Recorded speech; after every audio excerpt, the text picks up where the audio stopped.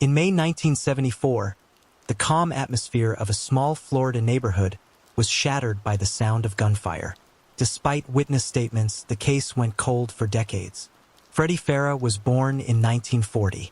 At the age of 34, he had already established a stable and meaningful life for himself. He was married to Nadia Farah, the woman who shared in his dreams and stood beside him through the ups and downs of life. Together, they built a loving home and were blessed with 4 children, each of whom he adored deeply. His family meant everything to him, and those who knew him described him as a caring and dependable husband and father. Freddie was also a hard-working man, dedicated to providing for his loved ones. He owned and managed the Grand Park Food Store, a small but popular convenience store located at 2361 Kings Road in Jacksonville, Florida. Everything in Freddie's life seemed to be moving forward peacefully.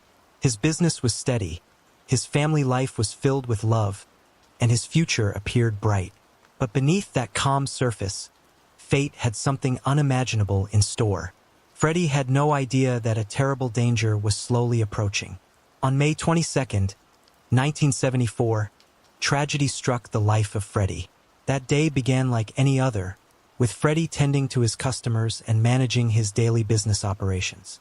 However, the calm routine was abruptly shattered when an unknown suspect entered the convenience store and demanded money from him.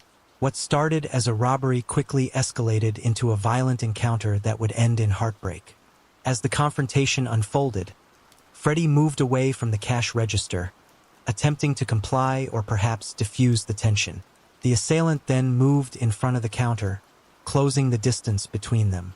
Without hesitation, the suspect pulled out a firearm and opened fire, striking Freddie. The police were quickly dispatched to the scene following reports of the shooting. Emergency responders arrived promptly and found Freddie gravely injured. Despite their immediate efforts, Freddie's condition was critical. He was rushed to the hospital in hopes that his life could be saved, but sadly, his injuries proved too severe. Freddie was pronounced deceased, leaving behind his wife, children, and a devastated community mourning the sudden loss of a man known for his kindness and dedication. In the aftermath of the tragedy, law enforcement began an intensive investigation to identify the person responsible for the senseless act. The officers collected evidence from the store and began interviewing potential witnesses. One witness who had been inside the store during the incident reported hearing the suspect shout, "Give it to me," or "This is a holdup," moments before the shooting took place. The same witness described seeing a black male fleeing the store immediately after the gunfire, running out the door and disappearing from sight. Strangely, despite the apparent robbery attempt, the suspect did not take any money from the cash register or anywhere else in the store. This unusual detail puzzled the investigators and suggested that something may have gone wrong during the attempted robbery, or that the crime might not have been motivated purely by theft. The investigators had very little to work with beyond a few fingerprints collected from the crime scene and the witness statements recorded at the time. As years turned into decades, the file on Freddie's case grew cold, leaving his family and the Jacksonville community without closure. In 2016, more than 4 decades after Freddie's life was tragically taken, the Jacksonville Sheriff's Office Cold Case Unit decided to revisit the case using advanced forensic technology unavailable at the time of the original investigation. The detectives turned their attention to the evidence that had been preserved from 1974, including several fingerprints collected from the scene of the crime. With the help of the modern automated fingerprint identification system and newly expanded databases containing millions of digitized prints, the investigators hoped that technology might finally reveal what years of searching could not.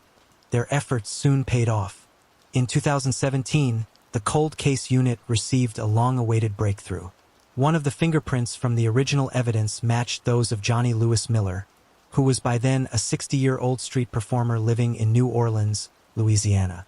Miller's fingerprints were already stored in the system due to prior unrelated arrests, and it was this digital trail that finally linked him to this case. In May 2017, Miller was arrested in New Orleans under an out-of-state warrant for second-degree slaying and attempted armed robbery.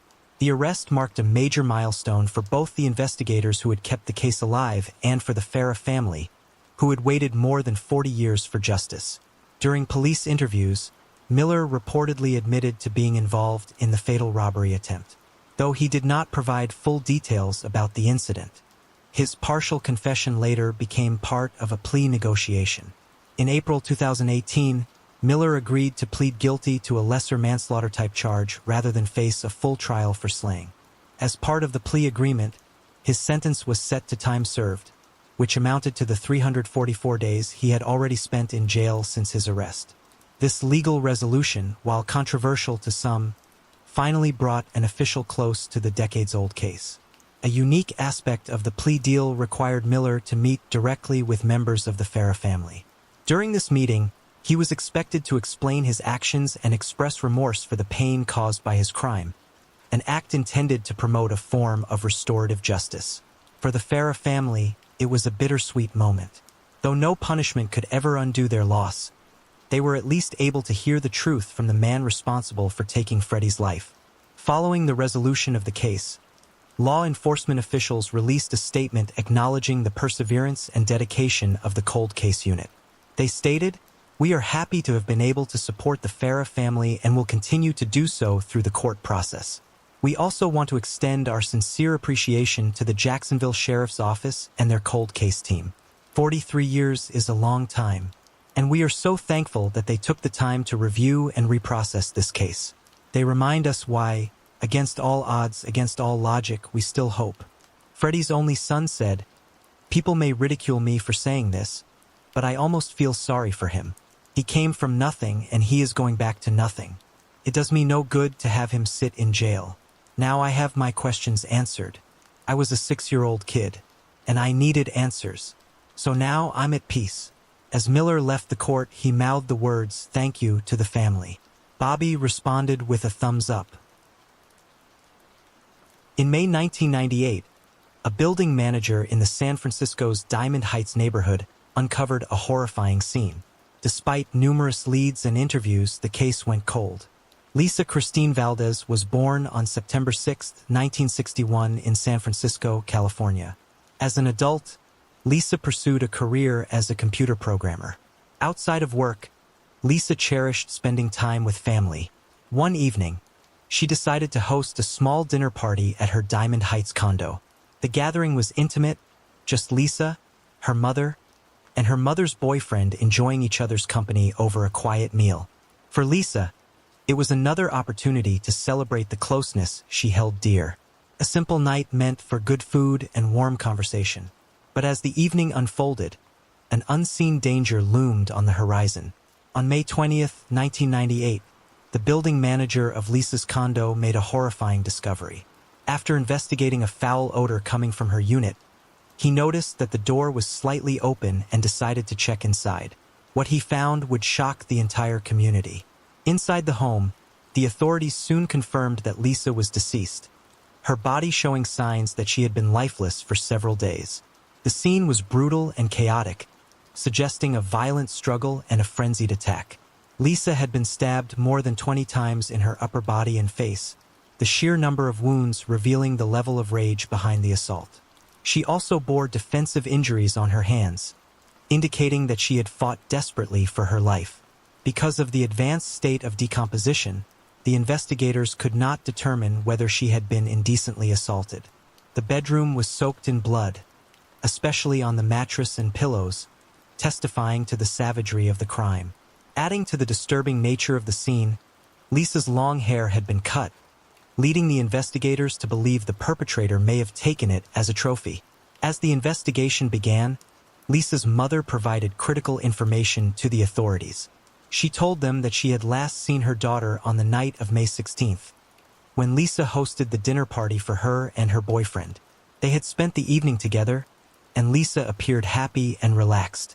Her mother left around midnight, unaware that it would be the last time anyone would see Lisa alive. The next day, Lisa missed her regular dance class, something highly unusual for her. For days later, her body was discovered. Lisa's mother also told the investigators that her daughter took great pride in her long hair and would have never willingly cut it. This detail supported the police theory that the perpetrator was responsible for the disturbing act. A neighbor further contributed to the timeline. reporting that around 1:26 a.m. on May 17th, they heard a loud noise followed by the sound of someone running down the stairs. Around the same time, Lisa's computer was abruptly turned off, which led the detectives to conclude that she was likely attacked shortly after the dinner party ended. Forensic analysis revealed the presence of male DNA in the blood evidence collected at the scene, along with latent fingerprints on the bathroom toilet seat. The investigators also interviewed Lisa's housekeeper, who said that she had visited the condo on May 18th, 2 days after the dinner party. The housekeeper recalled seeing Lisa's body on the floor and hearing a male voice inside the home. Believing that she had interrupted something, she quickly left without realizing the gravity of what she had witnessed. The detectives pursued several persons of interest, testing their DNA against the evidence collected from the crime scene. Each one was eventually ruled out, leaving the investigators without a match. The male DNA and fingerprints failed to match anyone in existing databases. Despite the initial leads and physical evidence, the investigation slowly lost momentum. Without new information or suspects, the once active case eventually went cold. In 2011, more than a decade after Lisa's demise, the investigators received an unexpected hit through Cody's.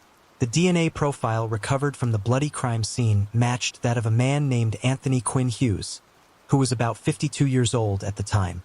The match came after Hughes was arrested in San Francisco for a shoplifting charge, during which his DNA and fingerprints were collected and entered into the system.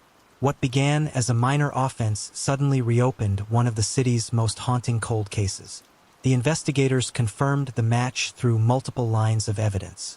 Along with the DNA link, a fingerprint lifted from the toilet seat inside Lisa's condo matched Hughes' middle finger. This physical evidence placed him directly at the scene of the crime, even though his name had never appeared in the original investigation. The sudden emergence of a suspect after so many years stunned both the detectives and those who had long followed the unsolved case. When Hughes was brought in for questioning, he initially denied knowing Lisa at all. However, as the interrogation continued, he eventually admitted that he had known her during their teenage years.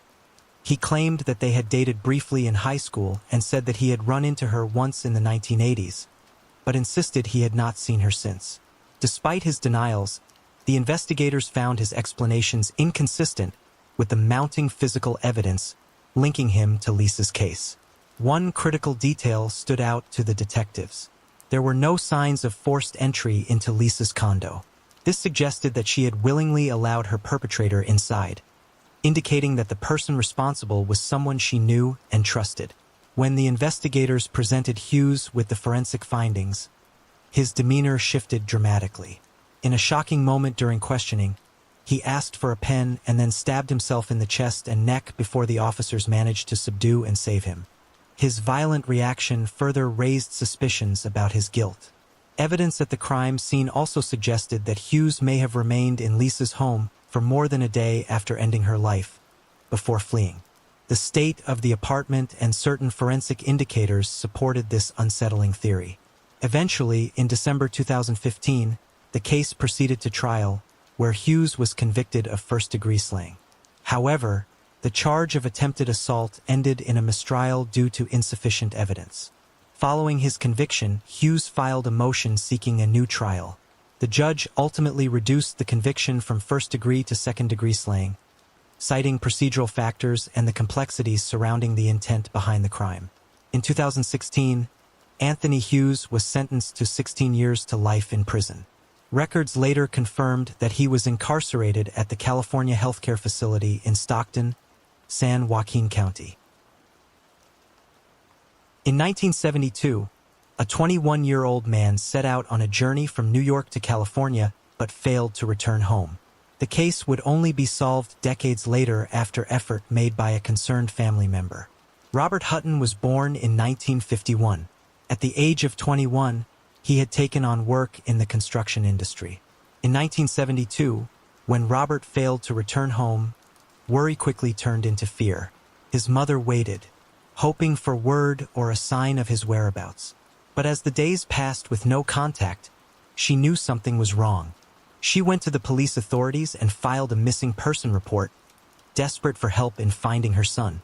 The investigation began immediately, with the officers gathering what little information they could about his recent movements. Robert's mother told the police that he had been traveling from New York to California at the time of his disappearance. He often relied on hitchhiking or traveling by bus to get from place to place, a common practice for young men of that era seeking to see more of the country. It was not unusual for him to be on the road, but this time was different. He had vanished without a trace. Her account gave the investigators their first direction, but it also raised serious concern given the dangers of cross-country travel.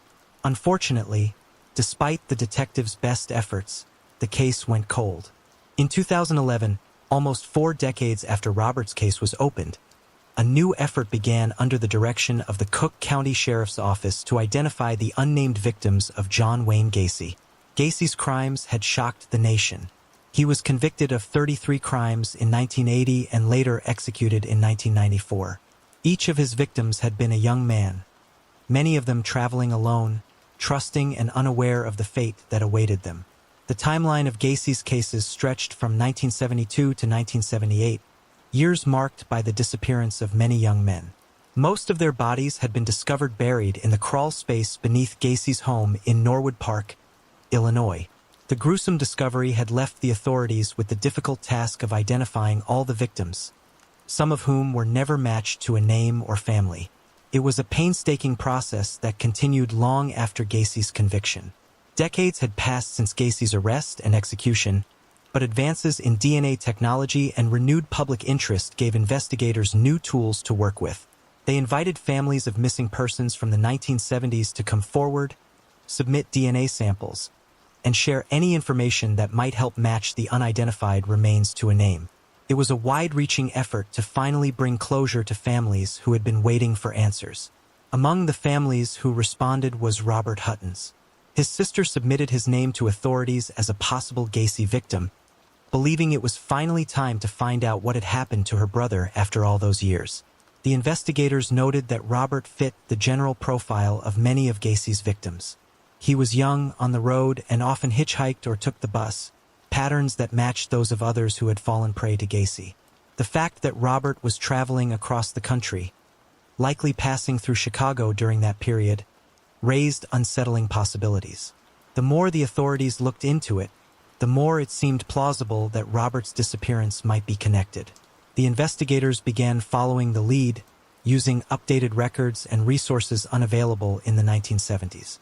Their search led them to a man named Robert Hutton living in Colorado, who shared the same basic identifying information as the missing young man.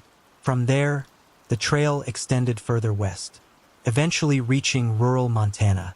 It was there that the authorities located the man who had once been presumed deceased, alive and living quietly under the same name. In April, the investigators confirmed that this man was indeed the same Robert Hutton who had disappeared in 1972.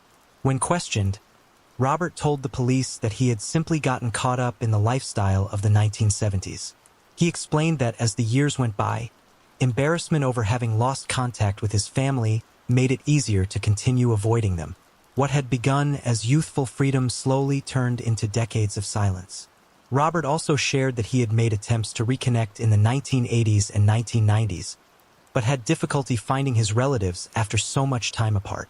Ironically, he never knew that the owner of a nearby bar, just a few miles from where he lived, was his stepmother's brother. The years had separated him from his past so completely that even familiar faces and connections were hidden in plain sight.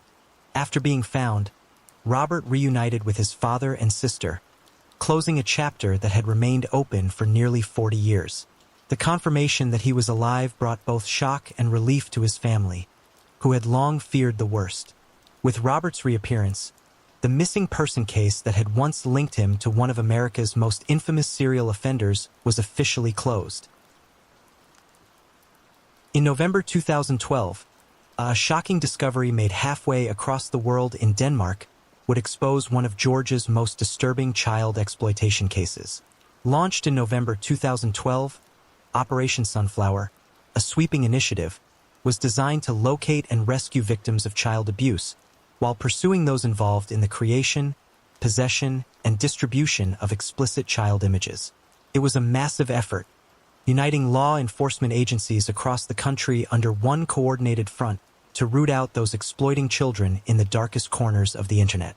Operation Sunflower was itself an extension of an even larger ongoing effort, Operation Predator, a Homeland Security investigations initiative created to protect children from predators. This nationwide campaign sought to track down offenders who not only consumed or shared illegal material, but also those who traveled internationally to engage in acts with minors, participated in child trafficking, or reoffended after prior convictions. Through these interconnected operations, federal agents worked tirelessly to expose individuals using advanced digital forensics and coordinated intelligence sharing to dismantle online networks of abuse.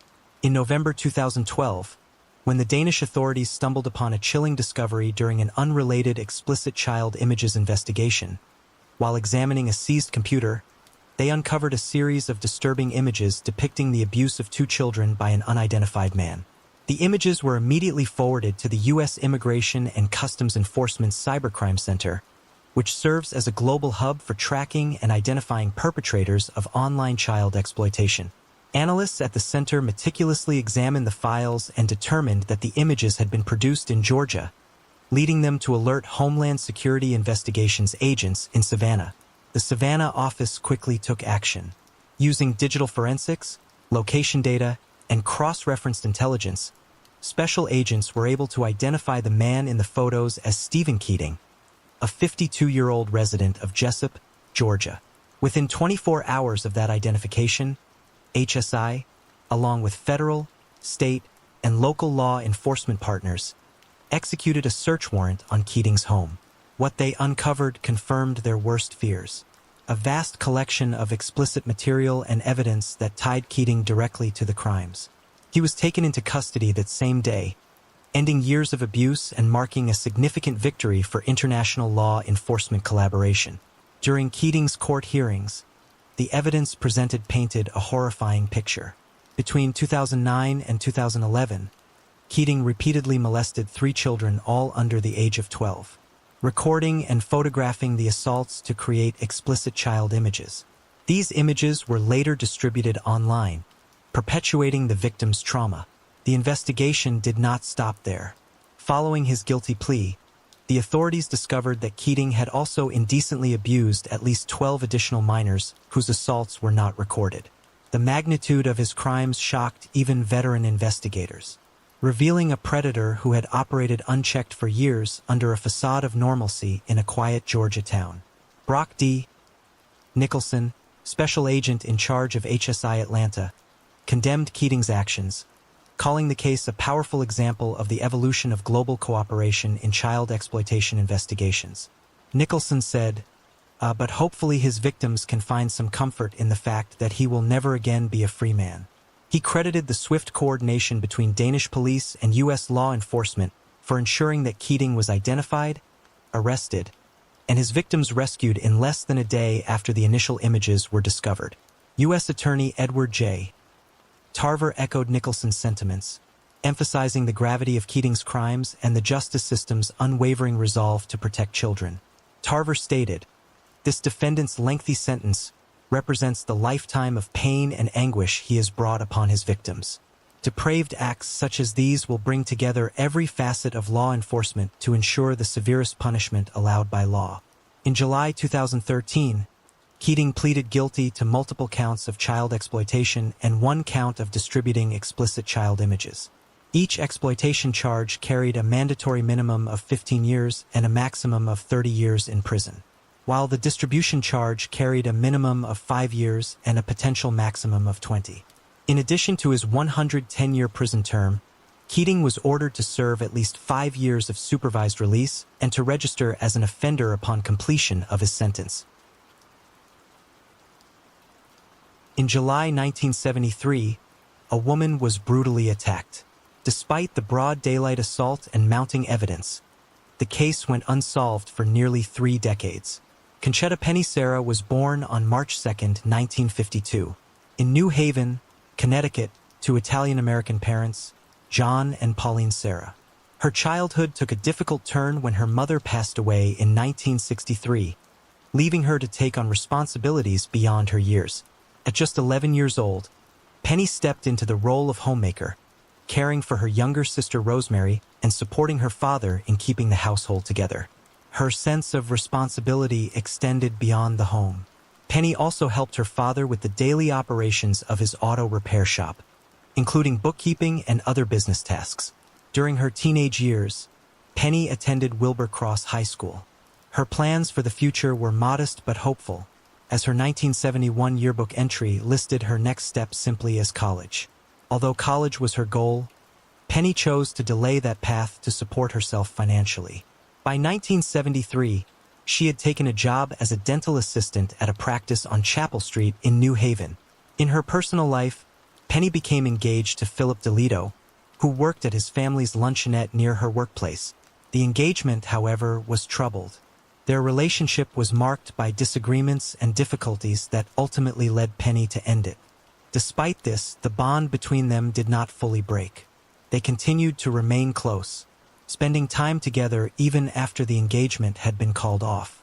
On July 16, 1973, 21-year-old Penny drove her father's 1971 blue Buick Electra to work. She parked in the Temple Street parking garage, a structure just a few blocks away from her workplace. It was a busy weekday, with people moving in and out of the garage, yet what was about to happen would leave the city shaken.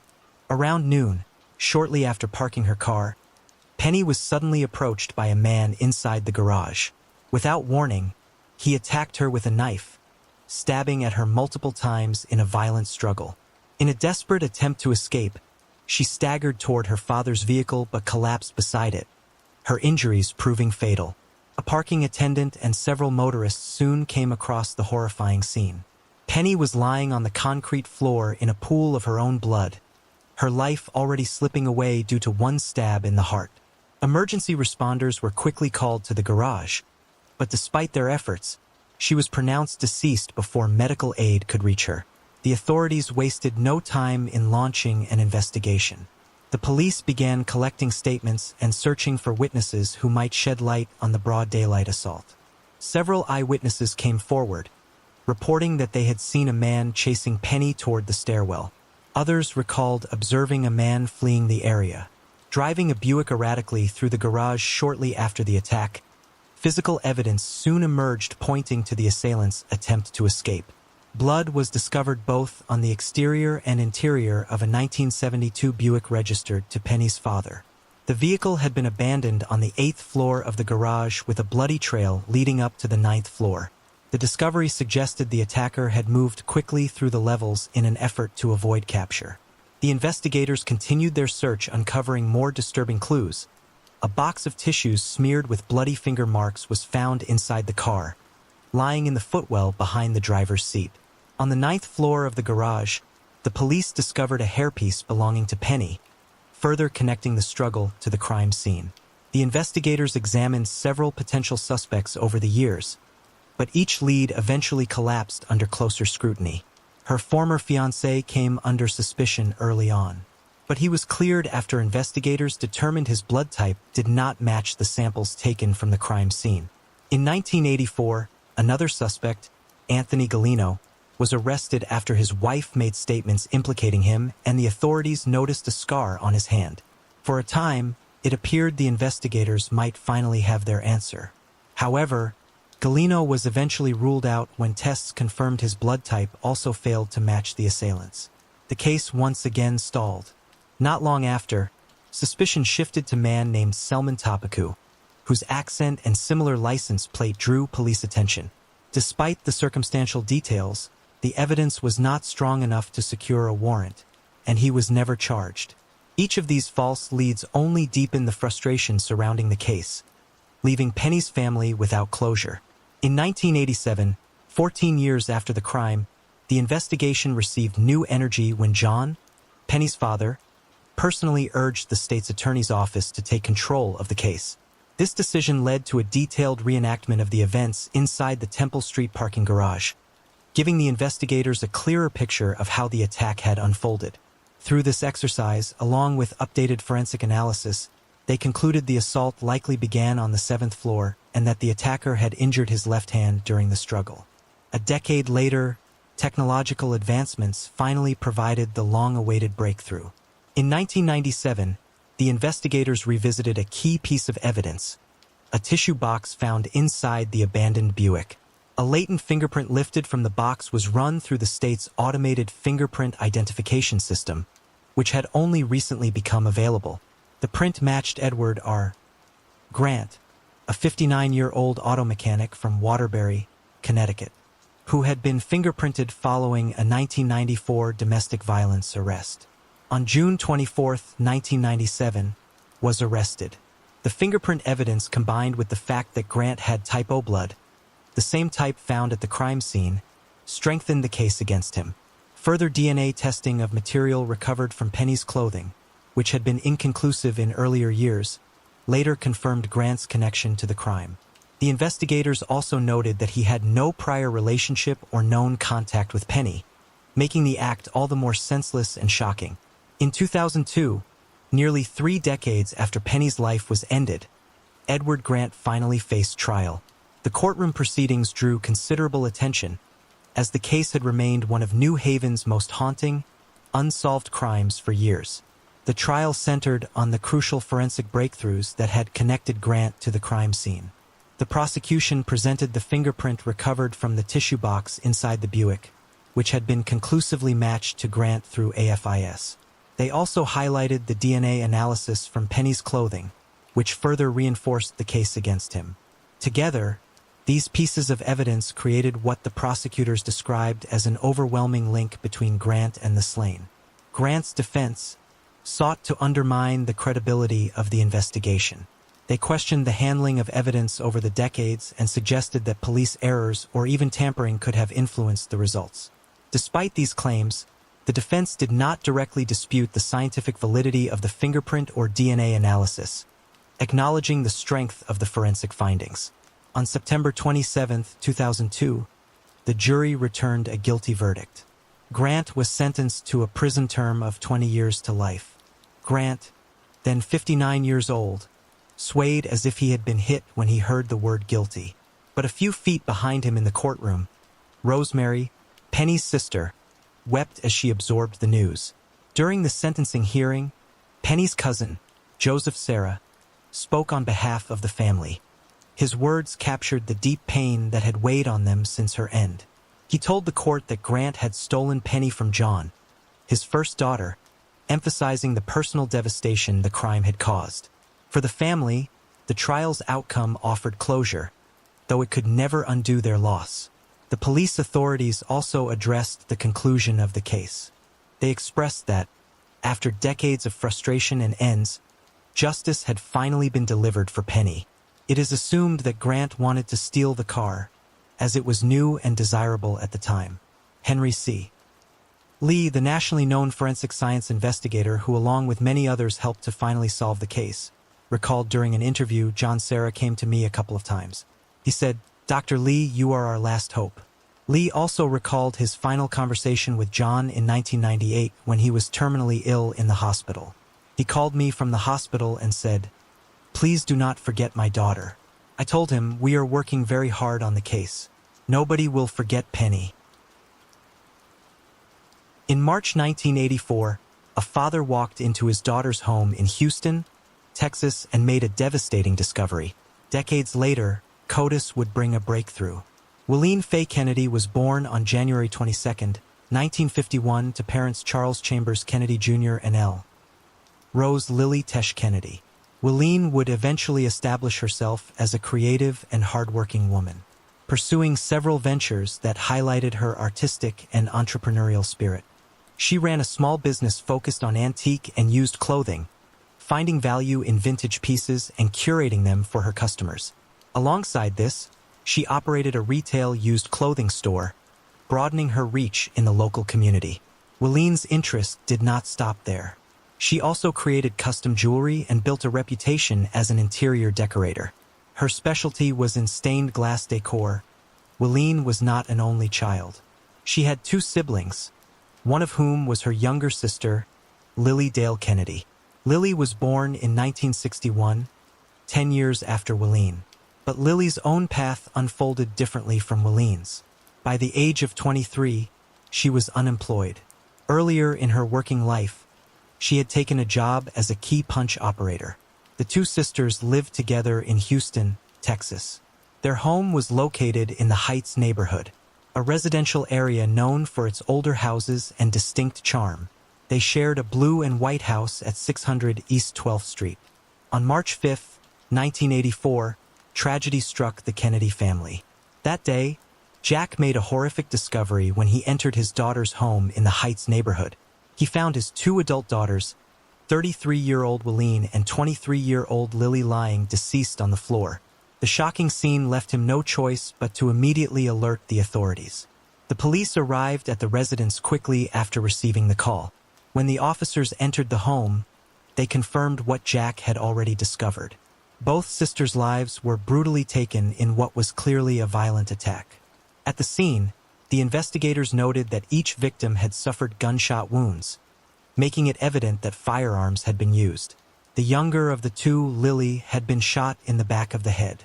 The wound was fatal and caused her life to be ended quickly. In contrast, her sister, Wileen, had endured far greater suffering at the hands of the perpetrator. The autopsy later revealed that Wileen had not only been shot, but had also been stabbed and bludgeoned. In addition to this, she had been assaulted. As the investigators examined the crime scene, it became apparent that the home had been ransacked. Items were missing, and the police determined that property had been taken. This pointed to the possibility of robbery as part of the motive, though the extent of violence inflicted on Wileen suggested far more than a simple burglary gone wrong. During the course of the investigation, the detective spoke with neighbors in hopes of gathering more information. One neighbor reported seeing a man leaving the house on the day of the crime. The man was carrying a duffel bag, raising the neighbor's suspicions that a burglary might have been in progress. When confronted, the stranger explained that his wife had kicked him out of the home. Accepting the explanation, the neighbor allowed the man to leave. Despite the leads, the investigators struggled to make progress. They conducted an extensive investigation, pursuing every angle available at the time. Yet no suspects were identified and no arrests were made. As a result, the case would remain unsolved and growing cold and dormant for decades. Cold case investigators revisited the case in 2009, 25 years after the brutal crime had first gone cold. Using evidence preserved from Wileen's assault examination, they were able to extract a DNA profile. This profile was then submitted to Cody's. Despite the effort, no matches were identified, and the case once again slowed to a standstill. The investigation remained stagnant until late 2014, another 5 years later, when an unexpected lead surfaced. A man who was facing charges in an unrelated matter came forward with information connected to the Kennedy case. He identified an individual named Edmund Deegan as a potential suspect. This tip gave the investigators a new direction and renewed hope that justice might finally be within reach. The detectives soon discovered that Deegan was still living in the Houston area. With this knowledge, they moved to obtain forensic evidence directly from him. The DNA collected from Deegan was entered into Cody's, where it was matched against the evidence preserved from the Kennedy crime scene. The results confirmed what the investigators suspected. Deegan's DNA was a direct match to the evidence connected to the case. In January 2015, the authorities arrested him, and he was formally charged. His trial focused on ending the life of Wileen, and in 2017, the court reached a verdict. Deegan was convicted and sentenced to 15 years in prison. An HPD sergeant later explained that Deegan had actually been questioned back in 1984, shortly after the crime took place. But at that time, he was not considered a suspect. Although the conviction provided some measure of accountability, the outcome left the Kennedy family devastated once again. Due to Texas's mandatory release law, which allows inmates to earn early release based on good behavior credits, Deegan was freed from prison far earlier than expected. On December 1, 2021, after serving only 7 years of his 15-year sentence, Deegan walked free. The release was a painful blow to the sisters' loved ones. Their niece, Elliot, along with other family members, expressed deep anguish that the man convicted of such a violent crime would serve so little time. The Kennedy sisters were laid to rest in Hallettsville, Texas. At their father's request, their tombstones were engraved with the word, slain, a permanent reminder of the violence that ended their lives and the injustice their family continued to endure. In October 1999, a 4-year-old girl went missing during a short train ride between two villages in Belarus, Europe. The case would be solved decades later, thanks to an online article about a missing person case. Yulia Moisenko was born in 1995, the daughter of Viktor and Ludmila Moisenko, who raised her in Belarus. Yulia's life appeared to be that of an ordinary child, until tragedy struck at an age far too young. In October 1999, Viktor took his daughter on a short train ride between villages in Belarus. It was meant to be a simple trip, nothing unusual or out of the ordinary. The father and daughter boarded the train, and during the ride, Viktor had a drink and eventually drifted off to sleep. While he slept, time passed quietly inside the train, but when he finally awoke, everything was drastically different. He was startled to find himself covered in blood. Even more horrifying was the realization that his young daughter was no longer by his side. Panic set in immediately as Viktor comprehended the situation. The shock of waking up in such a state, combined with his daughter's disappearance, left him with no time to waste. Without delay, he reported what had happened to the police. His first priority was to ensure that the authorities were alerted to his missing child. The police wasted no time in beginning their investigation. With Viktor's report in hand, they launched efforts to locate Yulia and uncover what had happened on that train ride. From that point forward, the search for Yulia became the central focus as the investigators tried to piece together the tragic mystery. At the start of the investigation, the police looked closely at Yulia's father.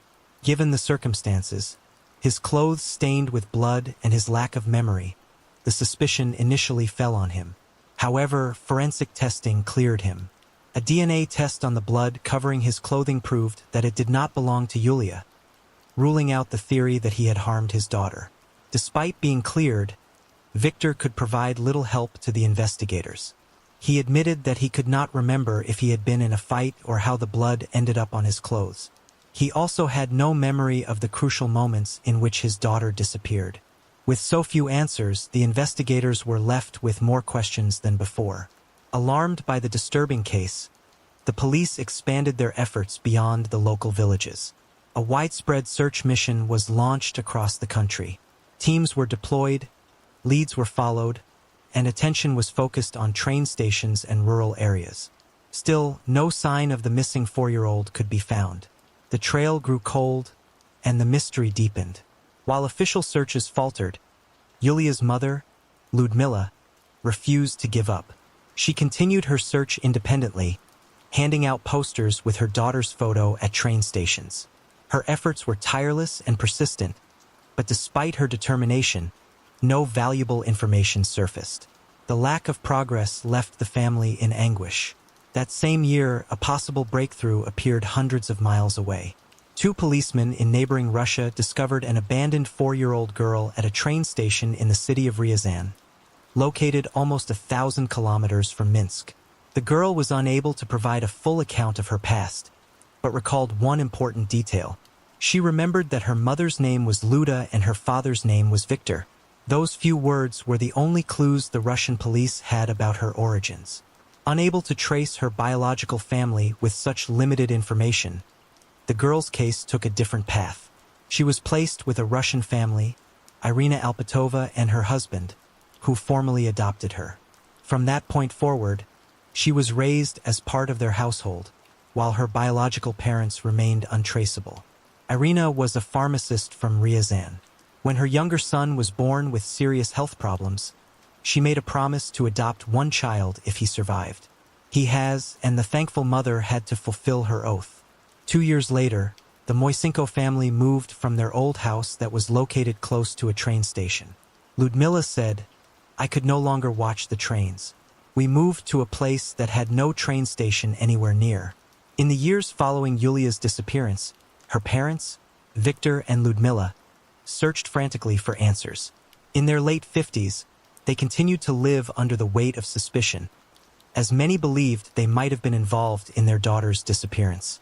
Local police who had initially been unable to solve the case also turned their focus back on the parents, suspecting foul play despite the lack of concrete evidence. For a long time, the Moisenkos carried both grief and stigma.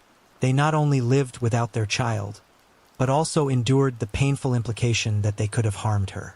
Although they had maintained their innocence from the beginning, the lack of progress in the investigation left the case clouded by doubt. In 2017, nearly 2 decades after Yulia vanished, the case was officially reopened by the police. Modern investigative approaches were applied, and both Victor and Ludmila agreed to undergo lie detector tests. Each of them passed, reinforcing what they had insisted all along, that they were not responsible for their daughter's disappearance. The breakthrough that would change everything came in 2019. By this time, Yulia was 24 years old and living in Russia. Her boyfriend, Ilya Krukov, began to search online for information connected to her past. In doing so, he came across details about a missing child case that bore striking similarities to Yulia's own life story. Curiosity turned into action, and soon the connection between Yulia and the Moisenko family was tested scientifically. A DNA examination was conducted to determine whether the young woman was indeed the same child who had disappeared from Belarus in 1999. The results confirmed the truth. Yulia was Victor and Ludmila's biological daughter. The long-awaited reunion took place at a police station in Margina Horka, a settlement in Belarus. It was there that Yulia and her biological parents saw each other again for the first time since her disappearance 2 decades earlier. The atmosphere was charged with emotion, a moment that words could barely capture. Yulia recalled, "We were all in tears. The overwhelming flood of emotions left them unable to speak. Instead, the family clung to each other, letting years of separation melt away in silence." For Yulia, it was the physical closeness that mattered most, the reassurance of finally being back in the arms of her parents. As they embraced, Victor and Ludmila shared what they had carried in their hearts for years.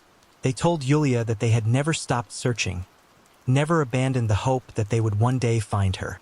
Their unwavering belief had been their strength during the decades of uncertainty. Ludmila, overcome with joy, could not let go of her daughter. She hugged Yulia as if she were still the small child who had vanished so many years ago. At one point, she even pulled Yulia onto her lap, a tender gesture that revealed both her grief and her longing to make up for the lost years. Despite the joy of the reunion, Yulia's life remained firmly rooted in Russia. She chose to continue living in Ryazan, the city where she had grown up. There, she shared a home with her boyfriend, Ilya Krukov, and their daughter. Her adoptive life, though separate from her origins, remained deeply important to her. Still, the reconnection with her biological parents was not left behind. Yulia maintained regular contact with her family in Belarus, keeping the bond alive across borders. Although Yulia has no recollection of her disappearance, her adoptive parents told her that she used to remember a ride on a train with an unknown man and an unknown woman, sleepovers in abandoned buildings, beggary, and hiding from the police. Yulia's unknown companion left the girl on a train station in Ryazan. Her memories transformed him into a father figure, and therefore she was convinced her parents abandoned her. Yulia's life had a major turn, however. Every morning she receives text messages from Belarus. "Good morning to our daughter and granddaughter." On a warm August afternoon in 2019, Lindsay BBK, devoted mother and beloved teacher's aide, set off on what should have been a familiar, harmless walk through the coppice woods near her Lancashire home. By evening, her family's calls went unanswered. The front door stayed firmly shut, and an entire town was plunged into disbelief as volunteers fanned out in search of the missing 47-year-old. Days later, beneath a quiet cemetery path, her body was discovered in 2 plastic bags, brutally disfigured, yet wrapped with chilling care. How could a random stroll through sunlit woods end in such calculated horror? And who was the young stranger captured on CCTV dragging a blue wheelie bin toward the grave? This is the chilling murder of Lindsay Bubbick. She set out for a walk along a route she knew like the back of her hand, a path she had walked countless times without incident. But on this day, August 12, 2019, something was different. The day began like any other. Lindsay Bobek, a teacher's assistant enjoying her vacation, had planned to spend quality time with her family. That afternoon, she and her daughter, Sarah, went shopping in Blackburn. They looked forward to a relaxing evening, sharing tea and introducing Lindsay to Sarah's new boyfriend. After parting ways, Lindsay returned home briefly to change before heading out for her usual stroll through the woods. Around 4 p.m., she left her house and never returned. What unfolded next would shake the quiet town of Blackburn in Lancashire to its core. As we trace the mystery of Lindsay's sudden disappearance, we must ask, why did tragedy strike on this seemingly ordinary day, and who was behind it? Set in the picturesque town known for its scenic parks and rich history, this story reveals a darkness lurking beneath a peaceful surface. Lindsay had separated from her husband, Tim Bibek, in July 2018, though the two continued living together in Upton until March 2019. After their separation became final, she moved into a new residence on Burnley Road in the village of Huncote. A devoted mother, Lindsay cared deeply for her two grown children, Devon, 20, and Sarah, 17. She worked as a teacher's aide for upper grade students at Hampton Hill Elementary School in Burnley, where her creativity and passion for children truly shined. A gifted artist, Lindsay often went above and beyond, crafting intricate props for school plays that left lasting impressions. But on August 12th, everything changed. That afternoon, she went for a walk in Coppice, a wooded area near her home in Huncote, located on the outskirts of Accrington, and never came back. Later that day, as planned, Sarah and her boyfriend, Brandon, arrived at Lindsay's home for tea. When no one answered the door, Sarah grew uneasy. It was unlike her mother to forget something so important. She called multiple times with no response, then finally sent a worried text, "Where are you?"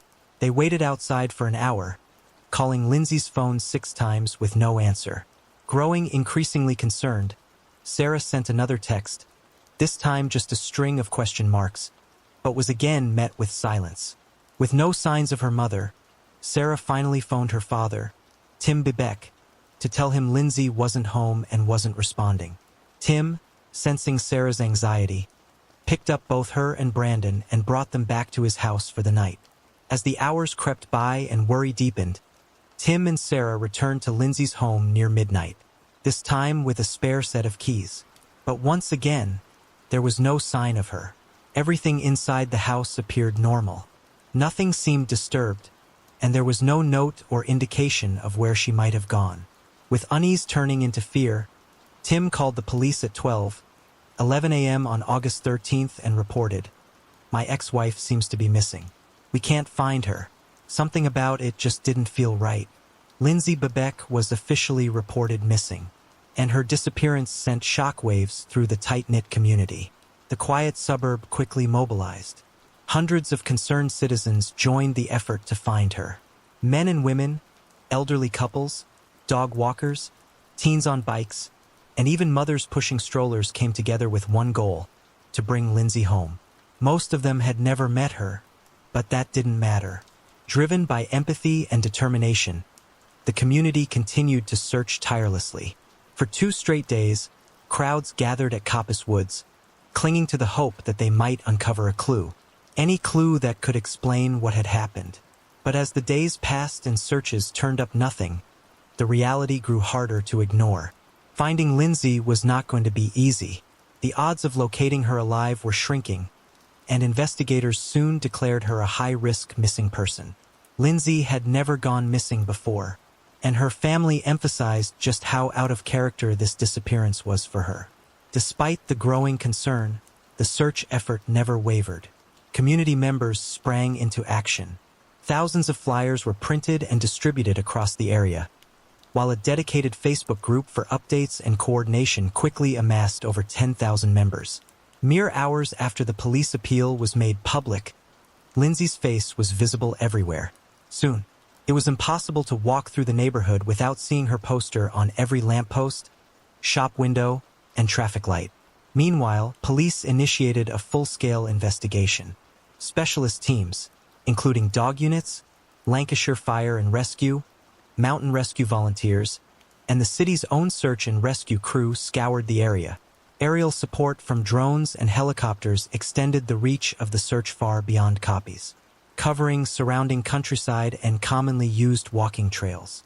Then, for days after Lindsay vanished, Lancashire police released CCTV footage showing her last known movements, captured at 4:10 p.m., walking down Burnley Road toward Coppice. She wore a purple jacket, black leggings, and dark sneakers with white soles. As the days passed, hope faded. By August 19th, 1 week after she went missing, the chances of finding Lindsay Bebeck alive were slipping away. Though police were no closer to discovering Lindsay's whereabouts, they remained cautiously optimistic. There was still no concrete evidence of foul play, which meant hope lingered that she might be found alive. The search pressed on with urgency. That evening, after a social media call to action, hundreds of local residents gathered to participate in the first mass public search of Coppice. It was a powerful show of unity, driven by the desperate need for answers. Then something shifted. A local resident walking his dog near Acrington Cemetery noticed the animal darting into a wooded area. He called for the dog repeatedly, but it didn't return. Instead, it remained fixated on a spot in the brush, its head buried as it sniffed and clawed at the earth. As the man approached, he felt something soft beneath his feet. Alarmed, he stepped back. The air was thick with a foul smell. Flies buzzed in clusters, and beneath the dirt, partially exposed, was a plastic bag and what appeared to be a human foot. On August 24th, 12 days after Lindsay Bebeck vanished, the search came to a heartbreaking end. Her body was discovered under deeply disturbing circumstances, buried in a shallow grave within a cemetery. Naked and wrapped in 2 clear plastic bags, her remains had been concealed with earth and grass in a hurried and gruesome attempt to hide the crime. With this grim discovery, the missing persons case transformed into a full-scale murder investigation. Dr. Naomi Carter, the pathologist who performed the autopsy, concluded that Lindsay had died from a broken neck. The force used was extreme. Her larynx was crushed, consistent with a violent blow from a foot or knee. Disturbingly, there was also evidence of a post-mortem attempt to amputate her right leg, likely using a saw, as time marks were found on the bone. A deep gash had been made, cutting all the way to the bone. The injuries Lindsay suffered were devastating, a brutal end to a woman beloved by many. Dr. Carter also noted that the body's advanced state of decomposition made it extremely difficult to fully assess the extent of Lindsay's injuries. While she couldn't confirm whether any sexual activity had taken place on the day Lindsay disappeared, she also couldn't rule it out due to the body's condition. What made matters even more unsettling was the fact that both police and volunteers had searched the cemetery area for days prior to the discovery, yet had found nothing. During those earlier searches, a few community members and a police dog handler had spotted a blue wheelie bin abandoned in the nearby bushes. At the time, its presence didn't raise major alarms. On the night of August 20th, just days before Lindsay's body was found, volunteers again came across the same dumpster. This time, they noticed a dark stain on its exterior, possibly blood, and immediately notified the police. Officers responded, inspected the bin, and observed a brown mark they believed to be dirt. To them, the bin appeared almost new, and with no clear evidence linking it to the disappearance, it was left untouched. Unbeknownst to everyone at that point, this seemingly ordinary trash container held a horrifying clue to what had really happened. Several critical clues surfaced in the cemetery during the early days of the investigation, but many were initially overlooked or dismissed. On August 18th, local resident Christine Alderson was walking her dog with her daughter when she noticed a blood-stained cloth lying on the grass. The blood appeared fresh and bright red, but she assumed it might have belonged to a homeless man known to frequent the area. That same day, another dog walker, Judith Bibby, spotted red clothing, possibly Lindsay's jacket, caught on a barbed wire fence near the Cargill Hill Trail. Judith also recalled hearing a childlike voice, though there were no signs of a struggle, shouting, or distress. It wasn't until August 25th, the day after Lindsay's body was discovered, that investigators returned to the scene and made significant finds. Near her shallow grave, they uncovered a yellow-handled saw and a pair of green, heavy-duty gloves, both stained with blood. Forensic testing confirmed the gravity of the discovery. Lindsay's DNA was present on the outside of one glove, while the inside contained the DNA of her killer. Nearby, a blue plastic bag held a pair of Lindsay's Skechers sneakers, which had been cut along the soles. Further analysis revealed her body had been wrapped in a type of plastic sheeting, and between the body and the wrap was foliage and grass, none of which matched the cemetery environment, suggesting she had been killed and stored elsewhere before being buried. This led investigators to conclude that the body had been relocated from another site. At this point, detectives recalled a blue trash can that had consistently caught the attention of volunteers. Upon reviewing the CCTV footage, police officers made an unexpected discovery that left the investigation team stunned. Multiple images showed a young man pulling a blue wheelie bin along Burley Road. In the days that followed, another CCTV camera recorded the same individual returning to the cemetery 4 times. This footage led to the identification of a suspect. The video of the young man dragging a trash can down the street, possibly containing Lindsay's body, quickly became viral. It was broadcast on the news along with a request for assistance in identifying the individual, which proved effective. Shocked teachers and parents were able to recognize the teen, who turned himself in to the police later that day. His identity was kept confidential until sentencing due to his age, as he was only 16 at the time of the crime. The boy in the video turned out to be Rocky Marciano Price, a local resident. He lived with his parents and 5 siblings on Wynn Hill Road in Accrington, a home that had been in the Price family for about 30 years. The young man had a significant range of mental health issues. Rocky had been diagnosed with autism, attention deficit disorder, and hyperactivity from a young age. His low IQ added to his struggles with learning and communication. He attended an alternative school in Barnoldswick a few days each week and was described by his teachers as an extremely quiet, nonverbal student. In 2015, a psychologist evaluated Price and concluded that he had a limited understanding of his own emotions and emotional well-being. He struggled significantly with understanding the link between events and emotions. A 2016 report further described Price as being unresponsive to strangers and in constant need of supervision and care. Timothy Bradley, who had taught at the school for 18 months, noted that they were always trying to find ways to engage him in education, but Price preferred hands-on activities over academic subjects. He rarely participated in conversations, even about topics that piqued his interest. Teachers also described Rocky Price as physically strong and unusually tough for his age. He regularly went to the gym, enjoyed taking care of the chickens on the family farm, and loved watching movies and playing Xbox. Price lived in his own world and wasn't always aware of the consequences of his actions. So what led him to attack Lindsay Baybeck? Nothing in particular. She was simply in the wrong place at the wrong time when Rocky Price was on the hunt for lonely women. He was on the lookout for a woman to kill, showing no concern for who it would be. This was a completely random murder committed by a stranger. On August 12, 2020, exactly 1 year after the crime, Price finally stood trial. After an 8-day retrial and 4 hours of deliberation, a jury unanimously found Rocky Marciano Price guilty. Appearing via video link from Her Majesty's Prison Wetherby, the 17-year-old showed no reaction as the judge read out the verdict. There was also no reaction from his parents in the courtroom. Price pleaded guilty to helping dispose of Lindsay's body, but denied any involvement in her death. He claimed that a male stranger had approached him and offered him money to help bury the woman. In a prepared statement, he admitted to moving the trash can and burying the body, but insisted he had no part in Lindsay's death. However, a search of his home in Accrington uncovered plastic bags identical to those found at Lindsay's grave.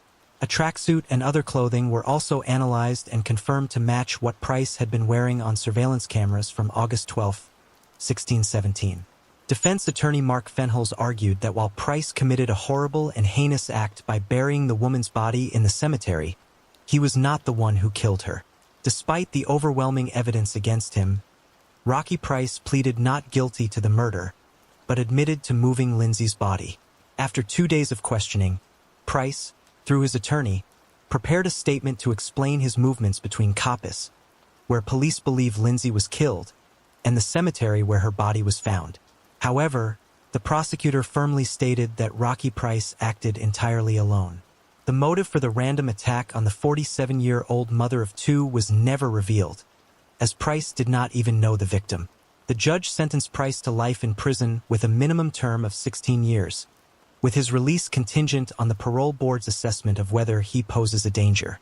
The judge described the attack as swift and brutal, emphasizing that there was no doubt Price approached with the intent to kill a woman walking by. Just moments before Lindsay's incident, Zoe Braithwaite had narrowly escaped a hooded teenager walking alone with his hands in his pockets on a parallel path. Trusting her instincts, Zoe became immediately cautious. She found the teenager's appearance odd, as he seemed out of place for a walk in the woods at that time of year. She quickened her pace and eventually ran away. That moment likely saved her. If it hadn't been Zoe, it could have been someone else, and it was Lindsay. This was a premeditated attack. After failing to target one woman, he didn't abandon his plan to attack another lone woman. His actions following the crime clearly demonstrated his ability to plan and reason. His teachers testified in court that he excelled at practical tasks rather than academic ones, and he used the skill to hide the body. Rocky Price was found to have made 2 trips to Capas on the evening of August 12th. The first occurred at 6:55 p.m. when he was seen on CCTV carrying a black rucksack.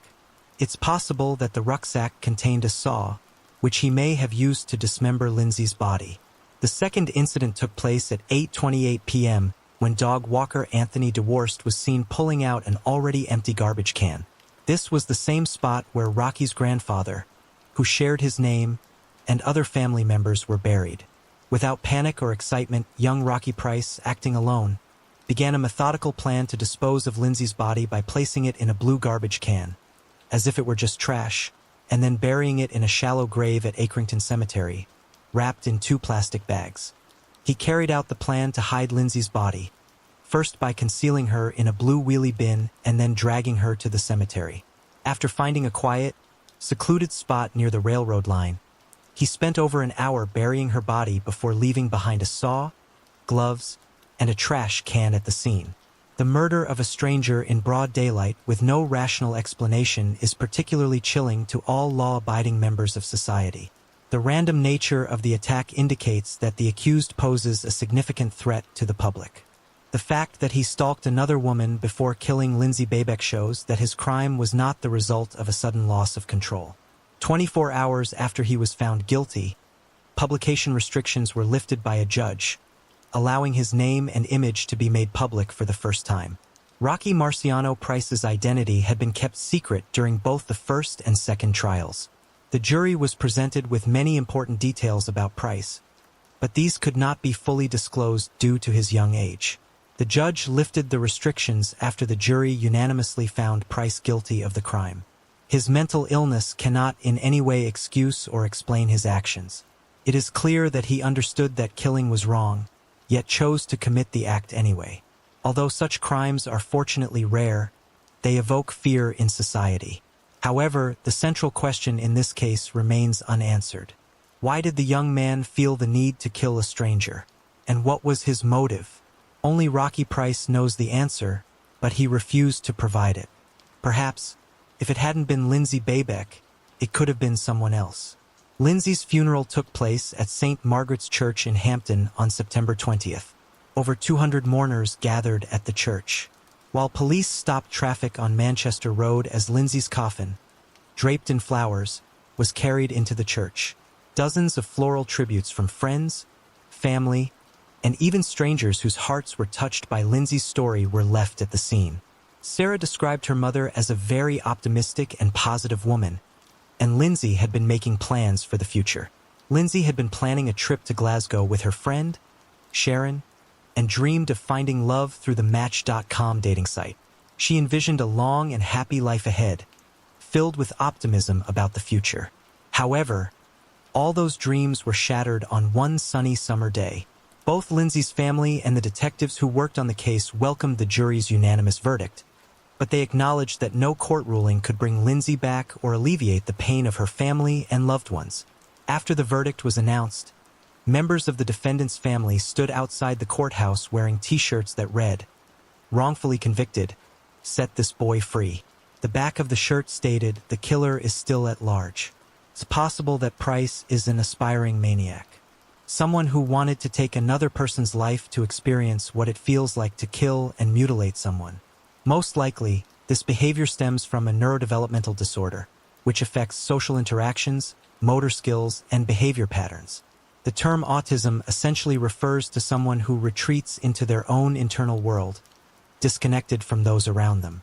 Autism remains an under-researched developmental disorder that may result from genetic or hereditary factors, while the exact cause is not entirely understood.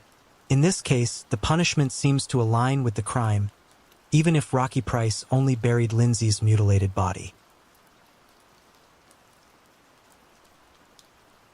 In the shadow of an isolated clinic in Nueva Paltina, a young medical intern named Mariana Sanchez found herself trapped in a tiny, unlit room, cut off from the world she once knew and subjected to relentless harassment. She pleaded for help, filing official complaints that vanished without a trace, only to be found days later suspended by a rope in the very space meant to shelter her, as her body was swiftly cremated, destroying the last hope of uncovering the truth. An entire system seemed complicit in silencing her cries.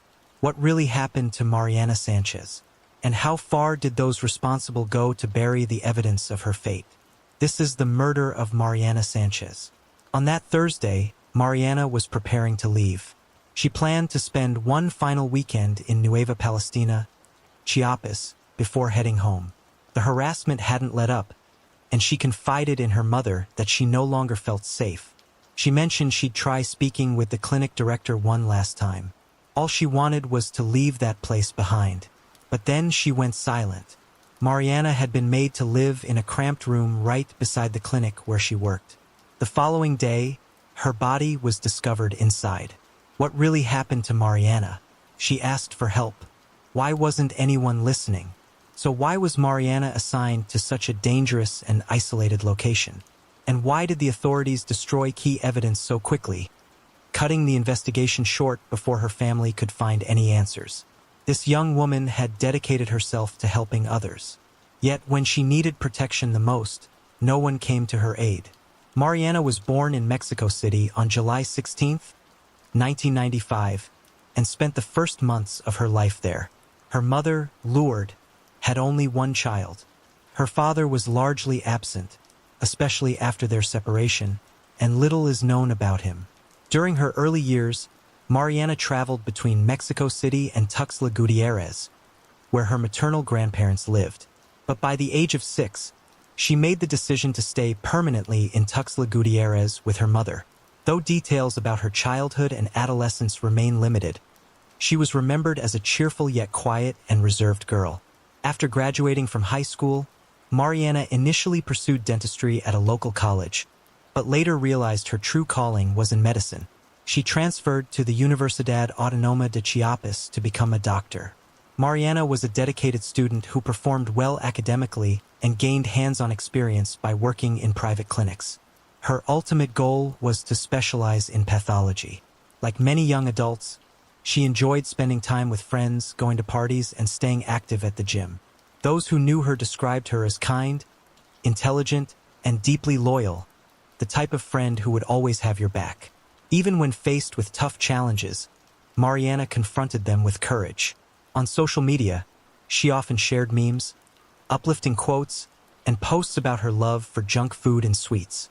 She also used her platform to advocate for causes she believed in, such as legalizing abortion and raising awareness about the importance of donating blood, bone marrow, and organs to save lives. As part of her final year in medical school, Mariana was required to complete her social service at a public clinic in Monterrey. Just a few hours away from where her mother had recently moved, Mariana and Lourdes weren't just mother and daughter. They were inseparable, true best friends. Their bond grew even stronger after Lourdes was diagnosed with cancer, and they faced every hurdle side by side. Because of their close relationship, Mariana made it a priority to visit her mother every weekend she could. The social service was a mandatory step before she could begin her medical residency. Students were assigned placements through a public selection process, determined in part by academic performance. For this work, Mariana received a modest monthly stipend of about $100 to $150. In August 2020, at the age of 24, she was assigned to the health center in Nueva Pales, Tena, an indigenous community within the municipality of Ocosingo, Chiapas. The location was remote and poorly equipped, making the assignment a significant challenge for most. But for Mariana, it quickly became overwhelming. Upon arrival, she was placed in a small, bare room that was hardly livable. Reports described it as having 4 unpainted gray walls and no bed, forcing Mariana to either bring her own or improvise with whatever she could find. The room was infested with insects and lacked even the most basic necessities, including a bathroom. With no internet or reliable cell service, she was completely cut off from the outside world. To use the restroom, she had to walk across an empty lot and share poorly maintained facilities with colleagues. Her room didn't even have a proper door, just a sheet of black plastic serving as a makeshift curtain. The clinic itself was little more than a modest structure built on an isolated plot of land.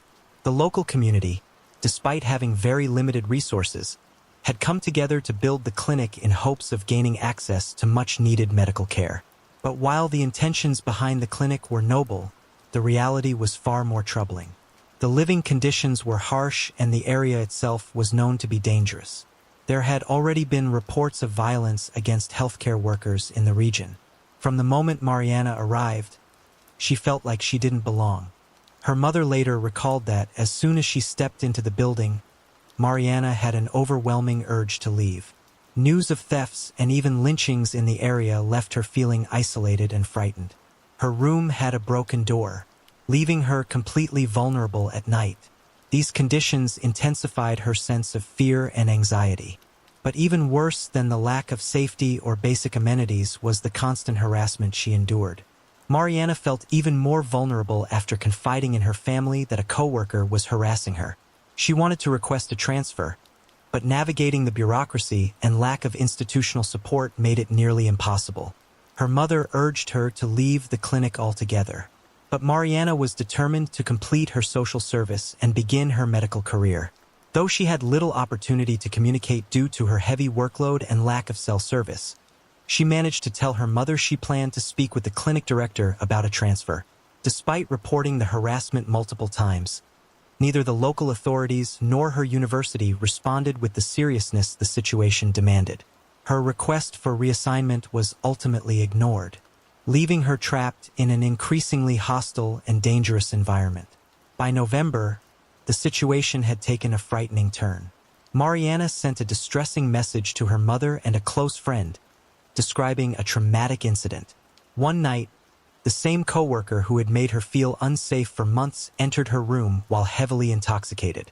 Before she could react, he climbed into her bed and began touching her aggressively. Mariana fought back with everything she had, trying to get him to stop, but he refused to leave.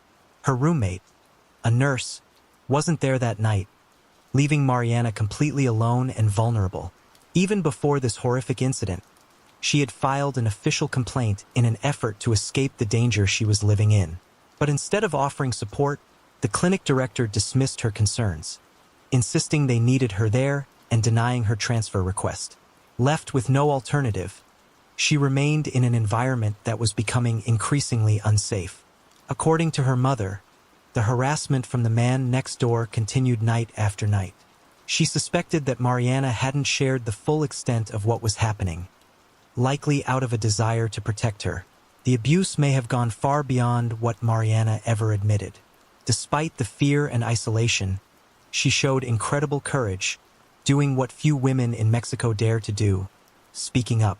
Mariana officially reported the harassment to both the clinic staff and the public prosecutor's office, but no meaningful action was taken. The clinic managers responded by simply bringing her to Molly's and suggesting she take some time off to recover. Meanwhile, the prosecutor's office dismissed her complaint and placed the case on hold without any further investigation. Mariana wasn't alone in recognizing the negligence of those responsible for her protection. Witnesses revealed that the harasser even forced his way into her room by breaking the door open. The clinic director's only response was to advise her to take a few days off and promise the man would be fired, something that never happened. Frustrated and distraught, Mariana filed another formal complaint with Anachiopes, the body responsible for overseeing her safety during this final stage of her studies. Yet nothing substantial came from it. The situation became a terrible nightmare, and the very thought of returning to the clinic filled her with terror. Then, in January 2021, a devastating event unfolded. On Thursday, January 28th, Mariana had already packed her bags and was preparing to return to Tuxtla Gutierrez that weekend after finishing her final appointments. She spoke with her mother that day, but Lourdes immediately sensed something was wrong. Her daughter sounded tense, hurried, and emotional. Mariana confided that the harassment was still ongoing and that she planned to speak with the clinic director once more in hopes of finding a resolution. She promised to call her mother after work, but that call never came. By Friday, January 29th, Mariana still hadn't responded. Late that morning, one of Mariana's friends broke the heartbreaking news to her mother. Mariana had been found dead, hanging by a rope in the tiny room where she had been living, right beside the clinic. The news hit her family like a crushing blow. They were overwhelmed with shock and filled with countless questions. Despite her own poor health, Lourdes immediately booked a flight to the south of the country.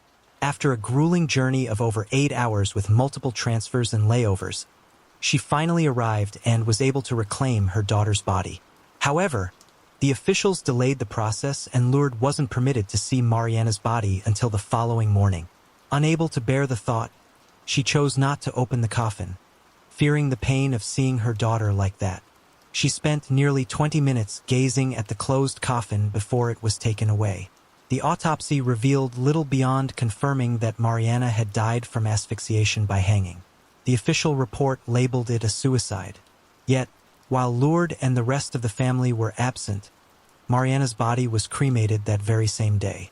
Lourdes was certain she had never signed any document authorizing the cremation. The family was stunned by how rapidly everything was handled. There was no time for a proper farewell, and the rushed process only deepened their suspicions. The swift and definitive conclusion about Mariana's cause of death left those closest to her filled with questions. Her history of harassment and the ongoing investigation had clearly been overlooked. The family's lawyer highlighted significant flaws in the handling of the case. He emphasized that the cremation of Mariana's body was not only unlawful, but also violated Mexico's Federal Criminal Procedure Code.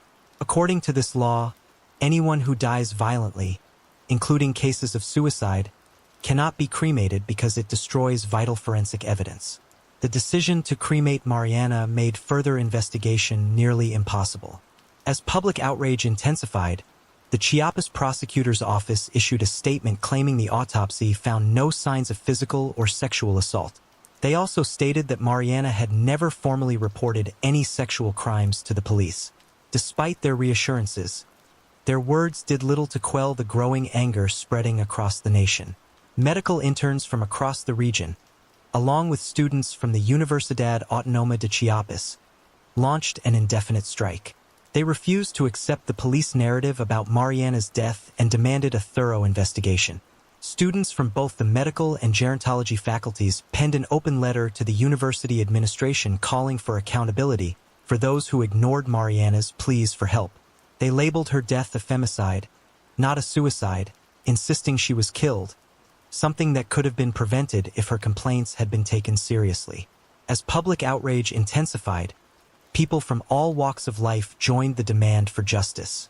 Social media became a powerful platform to expose the inconsistencies and negligence surrounding Mariana's case. Thousands used hashtags like #JusticiaPorMariana to share messages, videos, and stories condemning the institutions that failed to protect her. The movement rapidly gained momentum, sparking widespread anger across the country. Before long, the call for justice expanded beyond online protests into real-world action. Many people saw Mariana's case not as the result of a single person's negligence, but as a failure of the entire system. Despite her repeated pleas for help, Both the government and the university turned a blind eye. The university, which should have protected her during her final months of study, failed to support her family in their pursuit of justice. As public pressure mounted, the case sparked a nationwide conversation. This exposed how long institutions had neglected the tragedy. In response, the Ministry of the Interior instructed the Chiapas Attorney General's office to follow legal protocols for investigating gender-based violence deaths and ensure the case was handled with a gender-sensitive approach. In a public statement, the police affirmed they were maintaining close contact with Mariana's family and promised to provide all necessary support and resources. They also confirmed that the Chiapas Secretariat for Gender Equality was involved, offering assistance to Mariana's grieving mother. Despite still recovering from surgery, Lourdes publicly expressed her gratitude to everyone who had stood behind her daughter's cause on February 2nd. In a heartfelt video shared on social media, Lourdes spoke out against government officials who tried to blame her for what happened to Mariana. To those questioning my role as a mother and asking where I was, she said, "I was living outside Chiapas, working hard to secure a future for my daughter. Some say I was wrong to let her work so far away, but she had her reasons for being there. The abuse she endured was never her fault." Her words resonated deeply with many and revealed the deep mistrust she felt toward the authorities. At that time, Lourdes still hadn't been granted access to the case file or an official copy of the investigation. She urged the public to keep pushing for genuine justice. Justice without scapegoating or manipulated court processes, expressing her frustration with the lack of transparency. Then, on February 13th, Ana, the clinic director in Nueva Palestina where Mariana worked, was arrested. The Chiapas State Attorney General's office accused Ana, the clinic director, of abusing her power by failing to report the mistreatment Mariana was enduring despite being aware of it. Although Mariana had repeatedly complained, Ana dismissed her concerns with gestures like offering soup and time off. She also promised to transfer the man harassing Mariana, but never followed through. In a bizarre turn, it was Ana who called the police after Mariana's body was discovered on the morning of January 29th. A judge ordered her to remain in pretrial detention, citing clear evidence of negligence. Independent journalists who examined the police report noted a glaring omission. The Chiapas Attorney General's office allowed Mariana's body to be cremated, effectively preventing any further forensic analysis. The case file also revealed significant flaws in the typical handling of femicide investigations.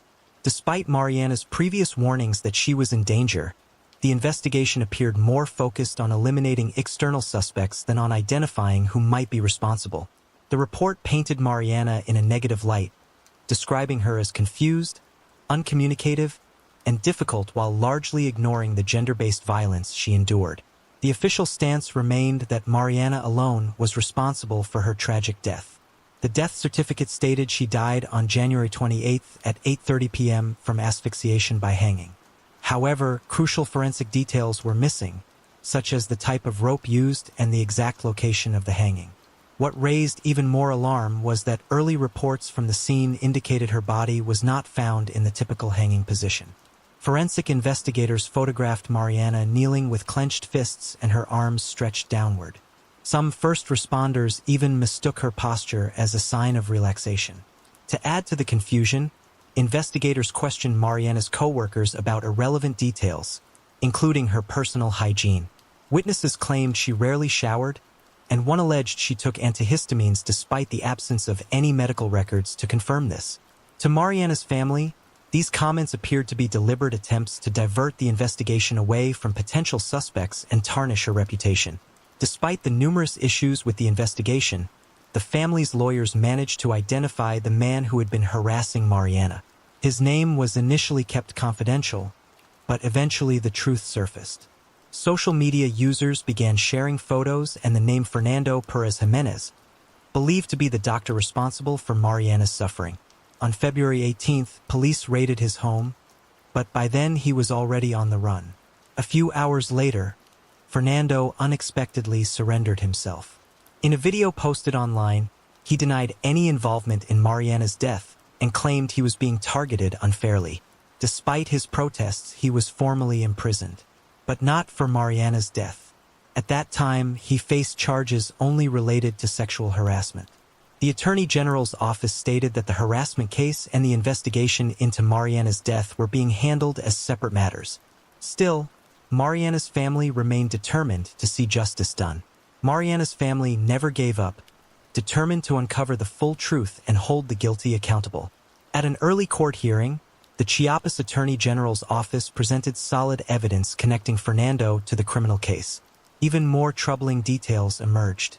He had a history of sexual harassment accusations from multiple women, some dating back several years. Given the seriousness of the evidence, the judge ordered his preventive detention, sending Fernando to prison. Lourdes, Mariana's mother, spearheaded the relentless fight that ultimately led to his arrest. From the very beginning, she refused to stay silent, demanding justice and pushing for answers. Though she showed incredible strength and resolve, the investigation was hampered by lengthy delays and persistent obstacles. Throughout the ordeal, Lourdes continued to endure her own private struggles, carrying her pain quietly as the case dragged on without meaningful progress from the Chiapas government. Lourdes passed away on August 8, 2021, after a prolonged and painful battle with bone cancer, never living to see the justice she so desperately sought for her daughter. During Fernando's trial, the court reviewed Mariana's initial complaint, filed just 2 months before her death. Additional evidence revealed that in February 2013, another woman, a nurse, had formally accused Fernando of attempting to assault her at least twice while working at various healthcare facilities in Chiapas. Despite the growing body of evidence, Fernando maintained his innocence. In an early February statement to the police, he claimed he had never even spoken to Mariana. He voluntarily asserted that he was at a medical lab in Tuxtla Gutierrez the day after Mariana's death for routine tests. On November 25, 2021, Fernando was sentenced to 3 years in prison, but only for sexual harassment. After more than a year of investigation, neither he nor anyone else was officially charged, accused, or convicted in connection with Mariana's death. In Mariana Sanchez's case, the forensic evidence remained limited and contentious. Numerous issues were left unresolved, leaving the true circumstances of her death shrouded in uncertainty. It is best to be careful about both your enemies and your friends, since friends can become enemies. This story is about a friendship between women that ended in tragedy. Today's story is about Renee Marsden from Sydney, Australia. She grew up with her 3 brothers in the loving home of Teresa and Mark Marsden. This family had a warm atmosphere, but Renee had a very close relationship with her mother. Mother Teresa described her daughter as an incredibly kind, joyful, and tender-hearted young woman. When Renee turned 18, she worked as both a hairdresser and an administrator at a salon. Here she met Angus, a co-worker. At first, they barely noticed each other, but eventually Angus realized he was in love and got the courage to tell Renee. He was thrilled to find that she felt the same way, and soon they couldn't be apart, making plans for their future together. But their relationship was suddenly cut short. When Angus sent Renee a message admitting that he had been using her, wasn't ready for a serious relationship, and wanted other women, it broke her heart. Renee's world was turned upside down by this revelation, which made her once orderly life goals and beloved moments seem completely unimportant. She shut herself off from the world, skipping food and the outdoors in favor of the solitude of her blanket. She was close with her high school friend, Camilla Zidane. Even though their lives were going in different ways, Camilla rushed to Renee's side as soon as she heard she had broken up with her boyfriend, eager to cheer her up and help her get through her grief. Zidane told her to start dating new guys, and she had someone in mind that she thought would be a great rebound for Renee, Braden Spottieri, Camilla's ex-boyfriend. Even though things hadn't worked out with them because they weren't compatible, Camilla was sure that Braden and Renee were a perfect match and told her friend to go after him, believing that he'd be a great friend for Renee, who was shy around new people at first. Marsden wasn't interested in dating men, but as the pain of her recent breakup started to fade, she decided to take a chance on the mysterious Braden. From their first phone conversation, they started a relationship based on texting. Renee felt a deep connection with him even though they hadn't met in person. She already had that deep, unspoken connection that you get from a soulmate.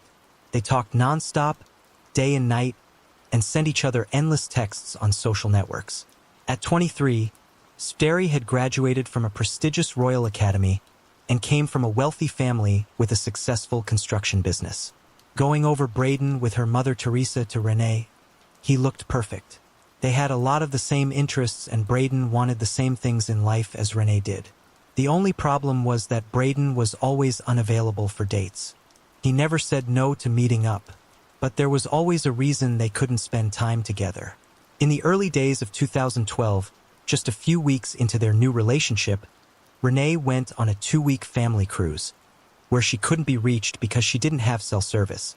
When she got back home, she got some scary news from Braden. He and a close friend had been involved in a fatal motorcycle accident. His friend died and Spy was in charge.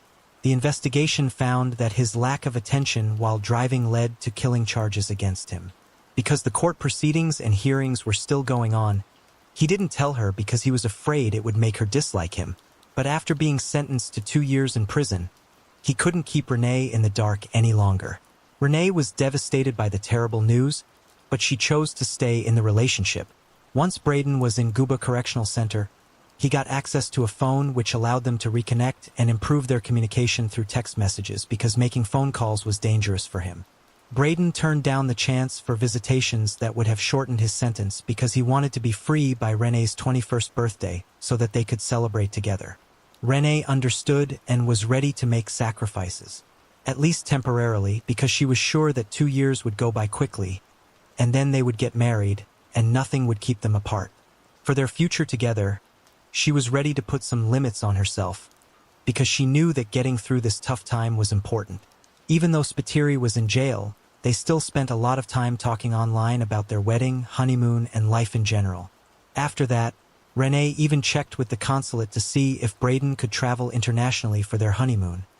Even though he had broken her heart before, Braden sent her flowers and gifts to try to win her over, and when he realized how hard it was for her because they weren't physically close, he suggested she satisfy her sensual needs with her best friend Camilla instead of other people. He said he wouldn't mind if Marsden agreed, but Renee politely declined, preferring to wait for his return home. Camilla, on the other hand, seemed very interested in the idea of being close with Renee, often asking about the details of her conversations with Braden and probing how Marsden dealt with her sensual needs. Camilla called Renee several times a day, and if she didn't answer, she sent her a lot of texts. Strangely, Camilla started to be jealous of Renee's other companions, and would complain if Renee spent the whole day with her mother, Teresa. One evening, Camilla called Renee 54 times, which caused Marsden to criticize her clingy behavior the next day, calling it excessive instead of apologizing for her actions. Camilla showed up at Renee's door, started a fight, and used rude language, which was strange from someone who was thought to be a close friend. After a heated argument, Camilla made the sudden move to kiss Renee, but Renee turned her down, saying she was only interested in men. Even so, Zidane was able to get her to agree to a physical encounter. After the event, Renee told her mother Teresa about their experiment, but she made it clear to Camilla that she didn't want to be in a relationship with someone of the same gender. They agreed to forget about the incident and move on. Zidane's strange behavior didn't stop, and Renee even showed her mother emails from Camilla, in which Camilla confessed her deep love and desire for a union, telling Renee that she couldn't deny her feelings and that no one else could love her more deeply. Camilla even threatened to shatter Renee if she did. Renee persistently if turned down, vowing to be there for Renee until she agreed to be her friend. Teresa, alarmed by these admissions, told her daughter to cut off the relationship and not give Renee any reason to keep it going. She reassured her that Camilla would eventually get married, find a man, and give up her illusions. However, Renee hesitated to end their friendship abruptly, so Teresa told her to proceed with the utmost care. Teresa's maternal instincts were confirmed when Renee had to end the long-term friendship for her own health, which made Camilla react with anger, bitterness, and anxiety while continuing her relentless pursuit of Marsden. At first, Renee chose to ignore Camilla's attempts to communicate, and her relationship with Braden started to suffer. especially when Braden kept bringing up Camilla's suggestion that they fix their friendship, even though Renee was trying to end their relationship because of Braden's constant urging. Unexpected tragedies in Braden's life made her change her mind, and Teresa pulled her back because of her caring nature. Firstly, Braden told everyone that his mother had been diagnosed with a brain tumor, which made him feel bad because he couldn't physically help her. Secondly, Braden was attacked in jail and badly hurt. Renee thought Braden's influence was getting worse and was about to break up with him. But unplanned events and her parents' advice to either leave Braden or look at other suitors stopped her from making a final choice. In an effort to get back together with her, her parents thought that cutting off her mental ties with Braden would make her want to end their relationship for good. Braden contacted Renee's parents to reassure them of his good intentions and their compatibility with her. He also kept sending romantic messages to pleading with her to make peace with Camilla and forgive her. Eventually, Renee was able to get back together with Camilla, who had been the only person who supported her relationship with Braden. 3 months into their new relationship, Renee, who was deeply in love with Camilla and needed her mental support, went to a tattoo shop and got spattery inked on the right side of her chest. While she was on social media, Teresa, Renee's mother, found a picture that Renee's ex-boyfriend Angus had posted. She liked the picture without any ulterior motives. When Braden saw Teresa's online behavior, he thought it was an attempt to start up a romance between Angus and Renee again. He sent Teresa a very angry and insulting message, calling her a traitor and criticizing her parenting for not supporting her daughter's feelings for Shpatairai. This message was rife with anger and made a number of rude comments. This episode made Renee's partner's parents think even less of him. They thought he was rude and cocky even though Renee tried to make things better. After standing her ground for a while, Teresa's mother finally agreed to talk to Braden about a deal that would give Renee some freedom while he was in jail. If their relationship lasted during that time, Teresa would change her mind about her feelings toward him, which surprised everyone. The young man agreed, and he told Renee that he loved her forever and planned to marry her when he got out. In the meantime, he gave her complete freedom, seizing the chance. Soon, Renee started dating a coworker named Ian. The Marsons were happy with Ian because he was so different from Braden. He was polite and calm, and they were looking forward to a fresh start. But Spatterry, who was closely watching Renee's life, noticed the change and started threatening Ian online to stop him from pursuing Renee. Even though she had given him permission to do so, Renee begged Braden to stop making Ian feel scared. But over time, she and Braden were able to start talking to each other again, this time as friends. Renee stayed cool and kept talking to Ian. She thought that things with Spiros were over amicably. In October 2012, while on a business trip, Renee took a selfie in her hotel room next to a mirror and posted it on a social media site. Braden wasn't ready for what happened when he saw a pair of men's shoes in the background of the picture. He became very angry and accused her of cheating on him. Renee had to act as a babysitter again by making it clear that Ian owned the shoes, but SP was still upset, and he even got Ian's contact information to bother him, even though Braden tried to stop him. Renee and Ian's relationship grew and turned into an engagement over the holidays, but Braden's constant participation became a problem. Point made Ian demand a decision between himself and Braden, since Braden was about to be freed in the fall of 2013.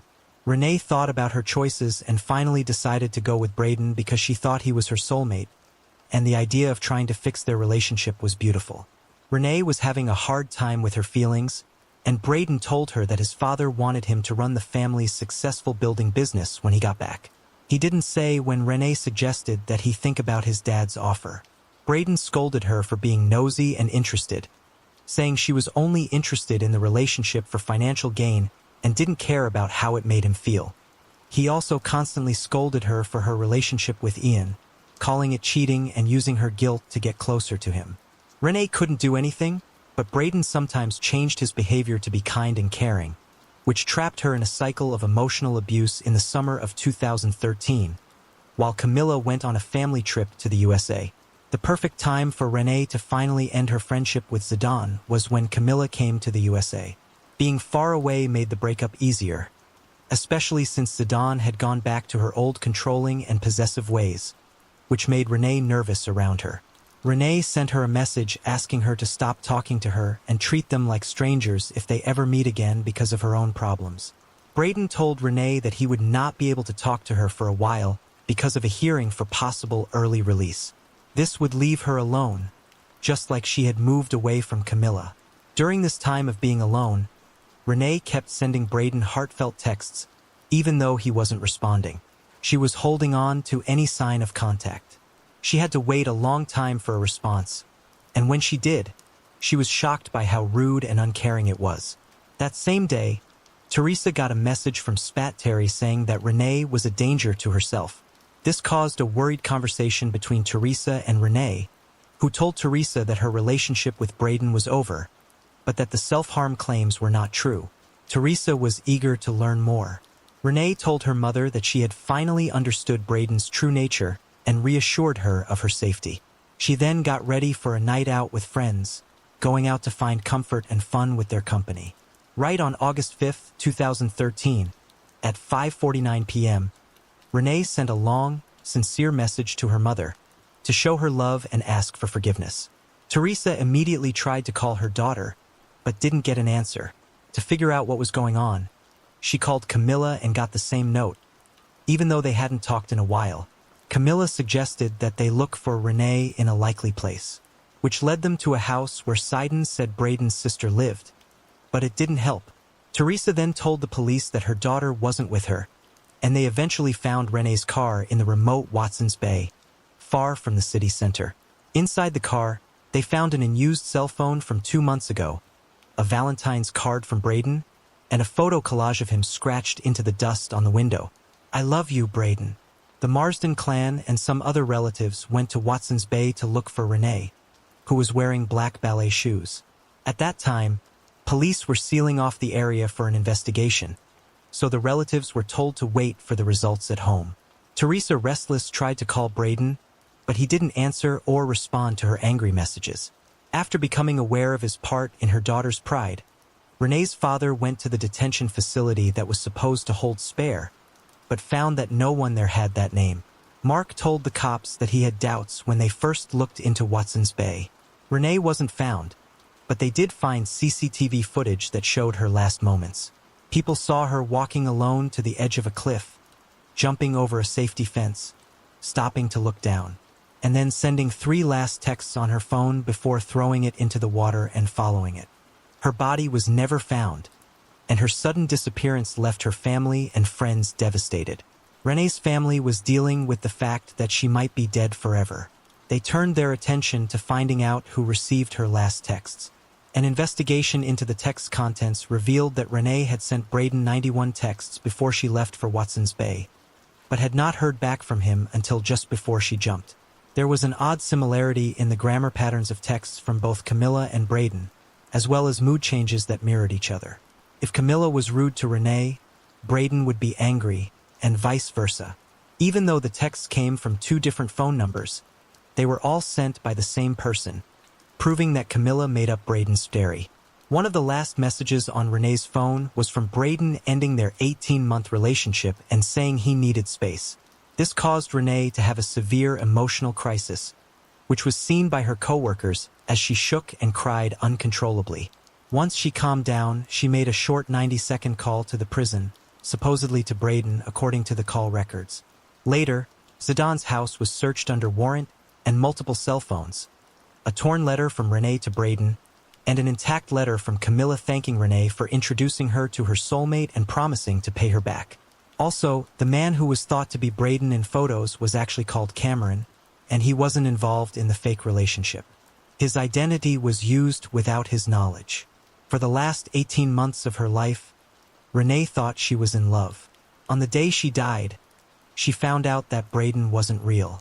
Camilla admitted that she lied to her best friend by pretending to be Braden. But because catfishing wasn't illegal in New South Wales at the time, the police couldn't charge her. She hadn't tried to get money from Marsden to be accused of fraud. She did it for fun. In 2020, Renee's parents got the police to look into their daughter's death and how Camilla directly contributed to it. Zidon was given immunity in exchange for details of her lies. Camilla got away with her crimes by saying that she and Renee were in love and that the Marsden family would never have allowed them to be together. They made up the character of Braden to hide their relationship, they said. Camilla also said she didn't know Renee was going to kill herself, but the victim's family thought the breakup between Braden and Renee was revenge for Marsden ending their friendship for good. Camilla was crazy about Renee but couldn't have her as a woman, so she lied to her about these online relationships and made a male version of herself. Sadly, this cruel joke ended in the death of a young woman. Camilla is now married, has a child, and is enjoying life after deciding to marry a man because she realized that same-sex relationships weren't her destiny. On November 23, 2006, a chillingly calm 911 call turned a suburban home into a crime scene. Paramedics and police arrived to find 28-year-old English teacher Ashley Scott battered beyond recognition, her once bright future snuffed out by a brutal assault. As whispers of infidelity, manipulation, and years of hidden violence surface, one question hangs over every twisted detail. How did a college sweetheart romance spiral into this night of horror, and who will ever be held accountable? This is the murder of Ashley Scott. Thanksgiving is typically a time for families to come together, multiple generations united around the dinner table in the home of the family elders. It's a moment to reflect, to share gratitude for the past year, and to show love and appreciation for one another. This is the tradition in many households, but not everyone follows these customs. In some families, love and unity are replaced with tension, resentment, and even violence. Holidays carry no special weight, and the lines of acceptable behavior have long been crossed. This story sheds light on a chilling tragedy that unfolded within one such family. It all began on November 23, 2006, at exactly 3:46 p.m., when a disturbing call was made to emergency services in Memphis, Tennessee. Emergencies don't take breaks for holidays, and so 911 dispatchers are always prepared for the unexpected. But even with that understanding, the operator who answered the call that afternoon was left deeply unsettled, a reaction he later shared with a colleague.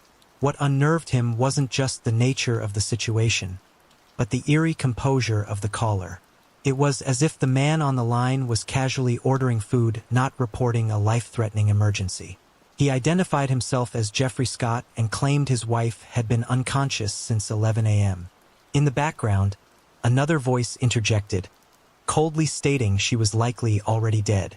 When the dispatcher pressed for more details, Scott replied flatly, "She was breathing a moment ago. Now she's dead." His tone never changed. Recognizing the potential severity of the situation, authorities immediately dispatched a specialized unit to the scene. Within minutes, officers arrived at the residence, where Jeffrey greeted them and directed them to the bedroom, where his wife, Ashley Scott, lay motionless. When officers stepped into the bedroom, they found a man leaning over Ashley Scott, performing CPR. He introduced himself as Dr. Robert McGee. Longtime friend of Jeffrey's, McGee told responders that Ashley was still clinging to life, but only barely. Her pulse was faint, and her blood pressure was critically low. Paramedics quickly assessed her condition and confirmed his evaluation. They suspected she had suffered a severe head injury, likely from a blow with a blunt object. Her pupils were dilated and unresponsive to light. Blood was seeping from both her nose and mouth. The rest of her body revealed the extent of her suffering. Bruises and abrasions covered her legs, chest, and back. The medical team moved swiftly, initiating emergency resuscitation efforts in a desperate attempt to save her. They did everything they could. Intubation, defibrillation, powerful drugs to stimulate her heart. But nothing worked. Ashley Scott was slipping away, and despite their best efforts, the medical team could only watch as her condition worsened. She was rushed to the hospital, where a neurosurgeon was brought in to evaluate her upon arrival. His findings echoed the fears of the paramedics. At just 28 years old, Ashley was in the final stages of brain death. Her vital organs were shutting down one by one, and there was no chance of recovery. In the face of such irreversible damage, doctors made the heartbreaking decision to end life support. Not long after, Ashley Scott was pronounced dead. There was no mistaking the brutality Ashley Scott had endured. Her right ear was discolored, an unnatural green, commonly seen in boxers who take repeated hits to the same area. A clear imprint of a man's shoe was stamped into her back, suggesting she had been stomped on or worse, jumped on. Her frail body was littered with bruises in various stages of healing, a haunting indication that this wasn't a one-time act of violence, but something that had been happening over time. As doctors scrambled to save her, investigators began questioning both Jeffrey Scott and Dr. Robert McGee. The doctor quickly explained that he had been the one to push for calling 911. And described what had led him there. Around 2:30 p.m., he received a call from Jeffrey, an old college friend with whom he kept occasional contact. Jeffrey told him that he and Ashley had been drinking the night before, and afterward she became ill. According to Jeffrey, Ashley had gone to bed the night before and simply never woke up. It was only then, he claimed, that he decided to call for help. Although Dr. McGee was busy at the time, he put his responsibilities on hold and headed to the couple's home. When he arrived, he found Jeffrey sitting beside Ashley, who showed no signs of life. Right away, McGee sensed that something wasn't being said. He suspected the couple had argued and that something serious had happened, something they initially hoped to conceal, that he believed was the real reason they reached out to him. Instead of calling 911 right away, he was aware the Scotts had been going through a rough patch. Ashley had turned to alcohol, and Jeffrey had a reputation for losing his temper and hitting her. But once McGee examined Ashley, he realized the situation was far worse than anything he'd imagined. There was no hope left. Ashley needed urgent medical intervention and fast. Realizing the gravity of her condition, Dr. McGee insisted that Jeffrey call 911 immediately. As events unfolded, Robert began to piece together the bigger picture. It was clear that something far more serious had occurred, perhaps even a calculated act of violence. He later admitted to authorities that he intentionally kept Jeffrey at the scene, suspecting that the man might try to escape. Meanwhile, Jeffrey showed no emotion, not fear, not guilt, nothing. He seemed completely indifferent to the fate of the woman he once claimed to love. When officers questioned him about what had happened, Jeffrey recounted a dispute the night before. He said he had discovered messages Ashley had exchanged with another man and believed she was having an affair. Jeffrey claimed that, overwhelmed by the betrayal, he struck Ashley, but insisted it happened only once. According to him, she was heavily intoxicated, stumbled and fell. He portrayed her as a habitual drinker prone to erratic behavior and said he was tired of dealing with her outbursts. That night, he kicked her out of the house as he claimed to have done before and said she spent the night in the garage. The next morning, he found her still lying there, apparently asleep. Moved by pity, he said he carried her back inside and placed her on the bed. But as the hours passed and she didn't wake up, he realized something was wrong. Only then, he claimed, did he try to revive her and eventually call his doctor friend to come over. Nevertheless, the police dismissed his account. Upon their arrival, the woman was found covered in bruises from head to toe. Her face and head severely battered, and she was bleeding. Even if she had been intoxicated and fallen, it wouldn't have resulted in such extensive injuries. It was evident she had been assaulted. Scott was taken into custody and initially charged with aggravated assault. However, once the autopsy results were obtained, the charge was escalated to first-degree murder. The pathologist's report was grim, revealing that Ashley Scott's cause of death was a subdural hematoma on the right side of her brain. Such injuries result from a violent blow to the head, causing the brain to collide with the skull, leading to significant bleeding and swelling, which in turn restricts flow of oxygen. This triggers the failure of vital organs and systems in her body. It's an agonizing process. What makes it even more heartbreaking is that she could have survived if help had been administered promptly, ideally within the first few hours. Moreover, over 50 hematomas were discovered on her body, each varying in color and intensity, which corroborated the statements from medical personnel that she had been subjected to repeated assaults. The extent of Ashley's suffering was unimaginable. The most chilling part of it all was that the person responsible for her pain was someone who was supposed to protect her. After Jeffrey's arrest, detectives started investigating the crime scene. Evidence of a struggle was evident throughout the house. with items scattered everywhere and furniture upturned. A shattered vase was found in the living room. On the kitchen table, near a laptop, were printed messages between Ashley and her lover, which aligned with the suspect's claims about the motive behind the crime. Upon further inspection of the garage, officers discovered bloodstains on the floor. Inside Mrs. Scott's car, they found women's clothing, personal belongings, including a handbag with her documents and passport. It seemed the victim had been planning to flee, but never had the chance. The officers then decided to interview the family's relatives and friends, uncovering surprising details about their lives and circumstances, which provided more insight into the incident. Sadly, women sometimes fall in love with the wrong men and become entangled in relationships that start off full of promise. However, over time, the person they care for transforms into an oppressive tyrant, turning their lives into a living nightmare.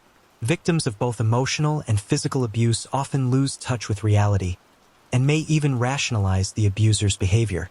In these situations, outside psychological support is crucial, as the victim is frequently unable to help themselves or break free. Ashley Scott, born Nate Pittman on November 4, 1978 in Bossier City, Louisiana, faced a difficult start. Her parents separated before she was born, but destiny eventually favored her mother, Donna, who met and married Jimmy Pittman. Jimmy adopted Ashley and loved her unconditionally from the moment she was born. Notably, Jimmy already had a 5-year-old daughter named Kika from a previous relationship. Sadly, Jimmy and Donna's marriage didn't last, and they divorced a few years later. It's important to mention that Donna was the one who left the family and eventually remarried. Ashley decided to stay with her father, though she continued to maintain a relationship with her mother. Despite the divorce, Ashley had a happy childhood, growing up to be kind and well-behaved. Those around her saw her as a true beauty and predicted a promising future for her. In 1996, she graduated from high school and went on to attend Watchett of Baptist University in Arkansas. It was there that she met her first love. Jeffrey Scott, who also attended the same school, happened to enroll at the university and their paths crossed. Jeffrey, captivated by her radiant smile, soon struck up a relationship with her. The young couple appeared perfect, always seen together and holding hands. Ashley's friends admired her, thinking she had found a dependable partner. Ashley played into their curiosity by sharing how sweet and kind he was, and how fortunate she felt to have him. In February, Pittman earned her long-awaited degree in education, bringing her childhood dream closer to reality. She had always wanted to become a teacher and dedicate her life to children. Then, on June 9, 2001, Ashley and Jeffrey tied the knot. However, things did not unfold as she had imagined in her youthful dreams. Unexpectedly, a darker side of her chosen partner began to emerge. While others were taken aback, the bride had been aware of it all along, but had chosen to overlook it. A year before the wedding, Ashley sent a letter to her sister, Kika, explaining that she could no longer maintain contact with them and asked them to respect her decision. As a result, her family was not invited to the wedding either. Friends of Ashley, who were fortunate enough to attend the ceremony, were taken aback.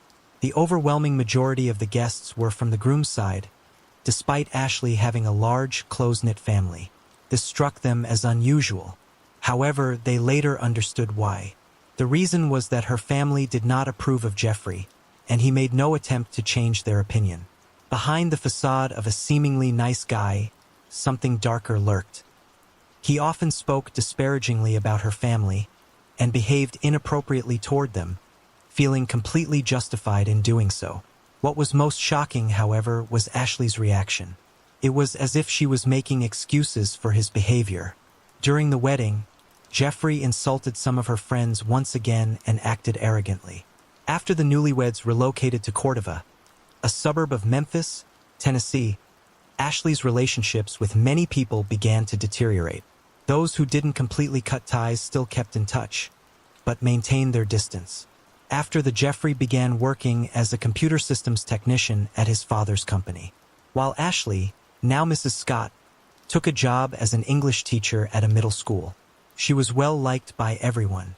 Ashley was seen as beautiful, cheerful, intelligent, and sociable. She loved her work and had a strong bond with her students. Later, Paul Dooley described Ashley as a skilled professional and talented educator.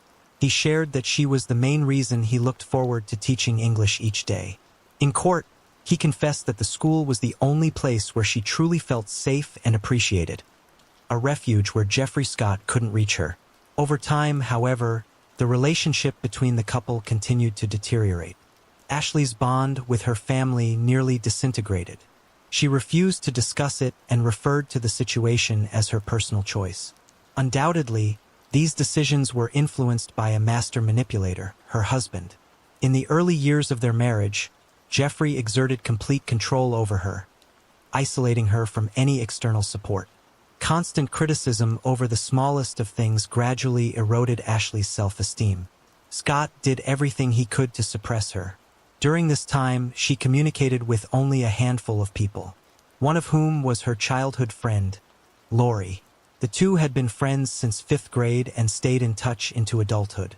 In September 2006, a high school reunion was planned for Ashley's alma mater. She was excited to attend, and despite her husband's reluctance, she decided to go. While those at the reunion didn't notice any major changes in her, Lori couldn't shake the feeling that something was wrong. Throughout the evening, Jeffrey called Ashley repeatedly, preventing her from relaxing or enjoying herself.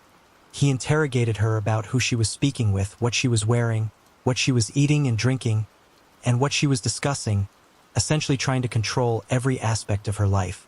During this time, Ashley confided in Lori about the nightmare she was living, revealing that she couldn't continue like this. She admitted that she was considering divorce and had even reached out to a divorce attorney. She also confessed that she was aware of her husband's ongoing infidelities. For example, she mentioned an affair with a colleague named Blair Brown, someone she had once gotten along with. However, she explained that over time, she had forgiven Blair. Blair had contacted her to reveal Jeffrey's true nature and the danger he posed. It's important to note that this party marked the last night of Ashley's life. After that, Ashley stopped communicating with anyone for several weeks, and new bruises began to appear on her body. Detectives took an interest in the accounts shared by Ashley's relatives and friends, gathering valuable information through their conversations. Lori revealed that, shortly before Ashley's death, Jeffrey had called her multiple times to complain about his wife. He claimed that Ashley drank excessively, lost her balance, and often fell, which he used to explain the bruises on her body. However, the following morning, Ashley would have no memory of these events and would blame him instead. Jeffrey accused their mutual acquaintance, Blair, of corrupting Ashley, claiming she had turned her against him and fostered her growing alcohol dependency. He also expressed that he no longer wanted children because he felt disgusted by his wife after everything that had happened. Jeffrey accused Ashley of being unfaithful, lying, and struggling with alcoholism. Despite his claims, didn't believe him and felt he was only trying to cover for himself. Eventually, Lori realized that Ashley had become a victim of domestic violence and was in serious trouble. After each of Jeffrey's calls, Lori would try to reach Ashley, but her friend never answered, which was unusual. The last time they saw each other was just before the tragic events. The two went shopping, but Ashley didn't buy anything for herself. She seemed sad and deep in thought. Lori attempted to talk to her about her marriage, but Ashley didn't want to discuss it, insisting she didn't want to ruin the evening. She briefly mentioned that she was considering divorce, but was terrified of taking that step. Ashley knew Jeffrey well and was afraid his reaction would be completely unpredictable. Shortly after, Blair Brown, whose name had come up frequently in conversations about the Scott family, was brought in for questioning. Blair admitted that she had indeed been Jeffrey's lover in the past. Blair, having experienced Jeffrey's uncontrollable fits of rage firsthand, knew all too well how dangerous he could be. It was established that her friendship with Ashley had been rekindled about 6 months before the crime. Blair felt sympathy for her and offered occasional support. She also confessed that her relationship with Jeffrey had been a mistake and apologized multiple times for it. The two women occasionally met up for drinks. Ashley would often seek refuge at Blair's place to escape Jeffrey. One day, however, Jeffrey tracked her down and came for her. In that moment, Blair witnessed a brutal attack. Jeffrey struck Ashley multiple times in the face before throwing her out onto the street, completely indifferent to the fact that Blair was a witness. Even after this incident, Ashley continued to downplay her husband's guilt, making excuses for his actions. During another interrogation, Scott admitted that he had only contacted Robert McGee 12 to 15 hours after the argument. During that time, his wife was unconscious and alone in the garage. Jeffrey continued to insist that he had only struck her once in response to discovering her infidelity. Afterward, he sent her to the garage, threw bedding on the floor, and left her there. The bleeding woman was left to spend her final hours freezing and in pain while her husband rested comfortably in the house. However, the autopsy results contradicted his claims. It was evident that Jeffrey had consistently mistreated his wife. Further investigations revealed that Jeffrey occasionally hired escorts, even while Ashley was at the reunion. Despite this, he continued to blame her for all their problems. In fact, shortly before she decided to file for divorce, Ashley had met a young man named Michael Lowe. Ashley and Michael exchanged messages from October 29th to November 22nd, 2006. He was the one who encouraged her to leave her husband, assuring her that he would support her and had everything prepared for her departure. Michael told her that he loved her and wanted to offer her a different life. When Jeffrey discovered their messages, he became furious and decided to teach his unfaithful wife a lesson. The trial of Jeffrey Scott began on January 13, 2009. The prosecution argued that the crime was premeditated. It was clear that the argument between the couple had started in the living room, where a broken vase was found. The violence then escalated as they moved through the house, with Ashley suffering abuse in nearly every room. Blood stains were found in almost every room. The divorce attorney Ashley had consulted testified on behalf of the prosecution. The divorce attorney explained that she had met with Ashley the day before her death. At that time, all the divorce documents were prepared, and Ashley simply needed to pack her things and leave while Jeffrey was at work. Rachel advised Ashley to leave secretly, which explained the items and documents found in her car. However, Ashley did not follow the expert's advice. She wanted to confront her husband before leaving, a decision that turned out to be fatal. The attorney did everything she could to help Ashley, even offering her services for a symbolic fee. She also mentioned that she knew her client had been drinking, which had led her to quit her beloved job. Ashley had used alcohol to numb the emotional pain she felt in her marriage and needed support. For a long time, the women communicated in secret to ensure that Ashley's departure would be as safe as possible. Since her husband controlled all of her calls, they arranged to meet on neutral ground or used payphones to communicate. Many witnesses confirmed seeing scratches or bruises on Ashley, which she carefully covered with layers of makeup. Some people knew the real cause of her injuries, but felt powerless to intervene. In their final report, the medical examiners noted that Ashley had been frequently kicked. It appeared that Jeffrey would knock her to the ground and then stomp on her. Old bruises, consistent with shoe marks, were found on her back and legs. The defense team for the accused worked relentlessly to reduce the charge to second-degree murder. They attempted to paint the victim in an unflattering light, portraying her as an alcoholic and an unstable hysteric. In short, the defense did everything they could to make the jury believe that Scott also suffered in the marriage. They discredited the victim, couldn't defend herself because she was no longer alive. It was revealed that in February 2005, Ashley had been fined for drunk driving. Meanwhile, Jeffrey claimed he wanted to repair the marriage, bought a new home, and was open to having children, all for a woman who had a lover and exchanged intimate photos with him. Regarding the crime itself, he claimed he lost control, realizing his efforts were in vain, that Ashley had found someone else. "I regret the pain I caused you," he addressed his wife's family, "but I mourn her loss and pray for her soul." In contrast, during the trial, it was noted that after his arrest, Scott didn't ask about his wife's condition. Instead, he inquired about the outcome of a recent football game. His attorney resorted to underhanded tactics. During his statement, he even suggested that the victim sustained most of her injuries during a seizure caused by alcohol withdrawal. An independent expert was found to support this claim. To counter this, the assistant county medical examiner was called to testify. He read the autopsy results, listed all the injuries on the body, and most importantly, confirmed that the cause of death could not have been the result of accidental falls. The prosecutor argued that the defense's claim of an unintentional crime was absurd. It was evident that the victim had tried to escape her tormentor, but out of a lingering affection for her husband, hoped to end things on amicable terms. Meanwhile, the accused showed her the printout of her messages with Michael, then attacked her.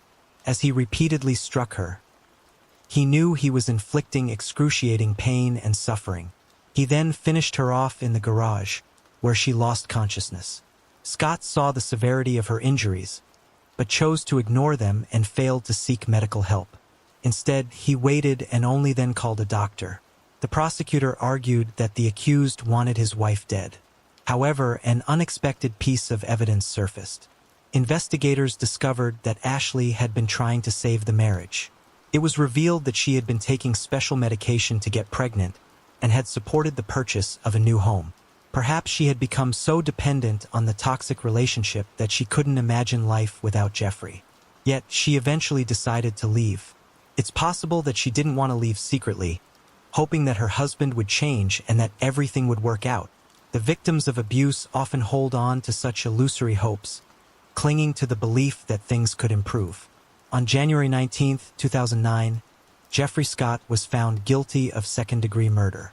Even the judge expressed dissatisfaction with the jury's verdict, criticizing them because the vote in favor of the original charge was 12-1.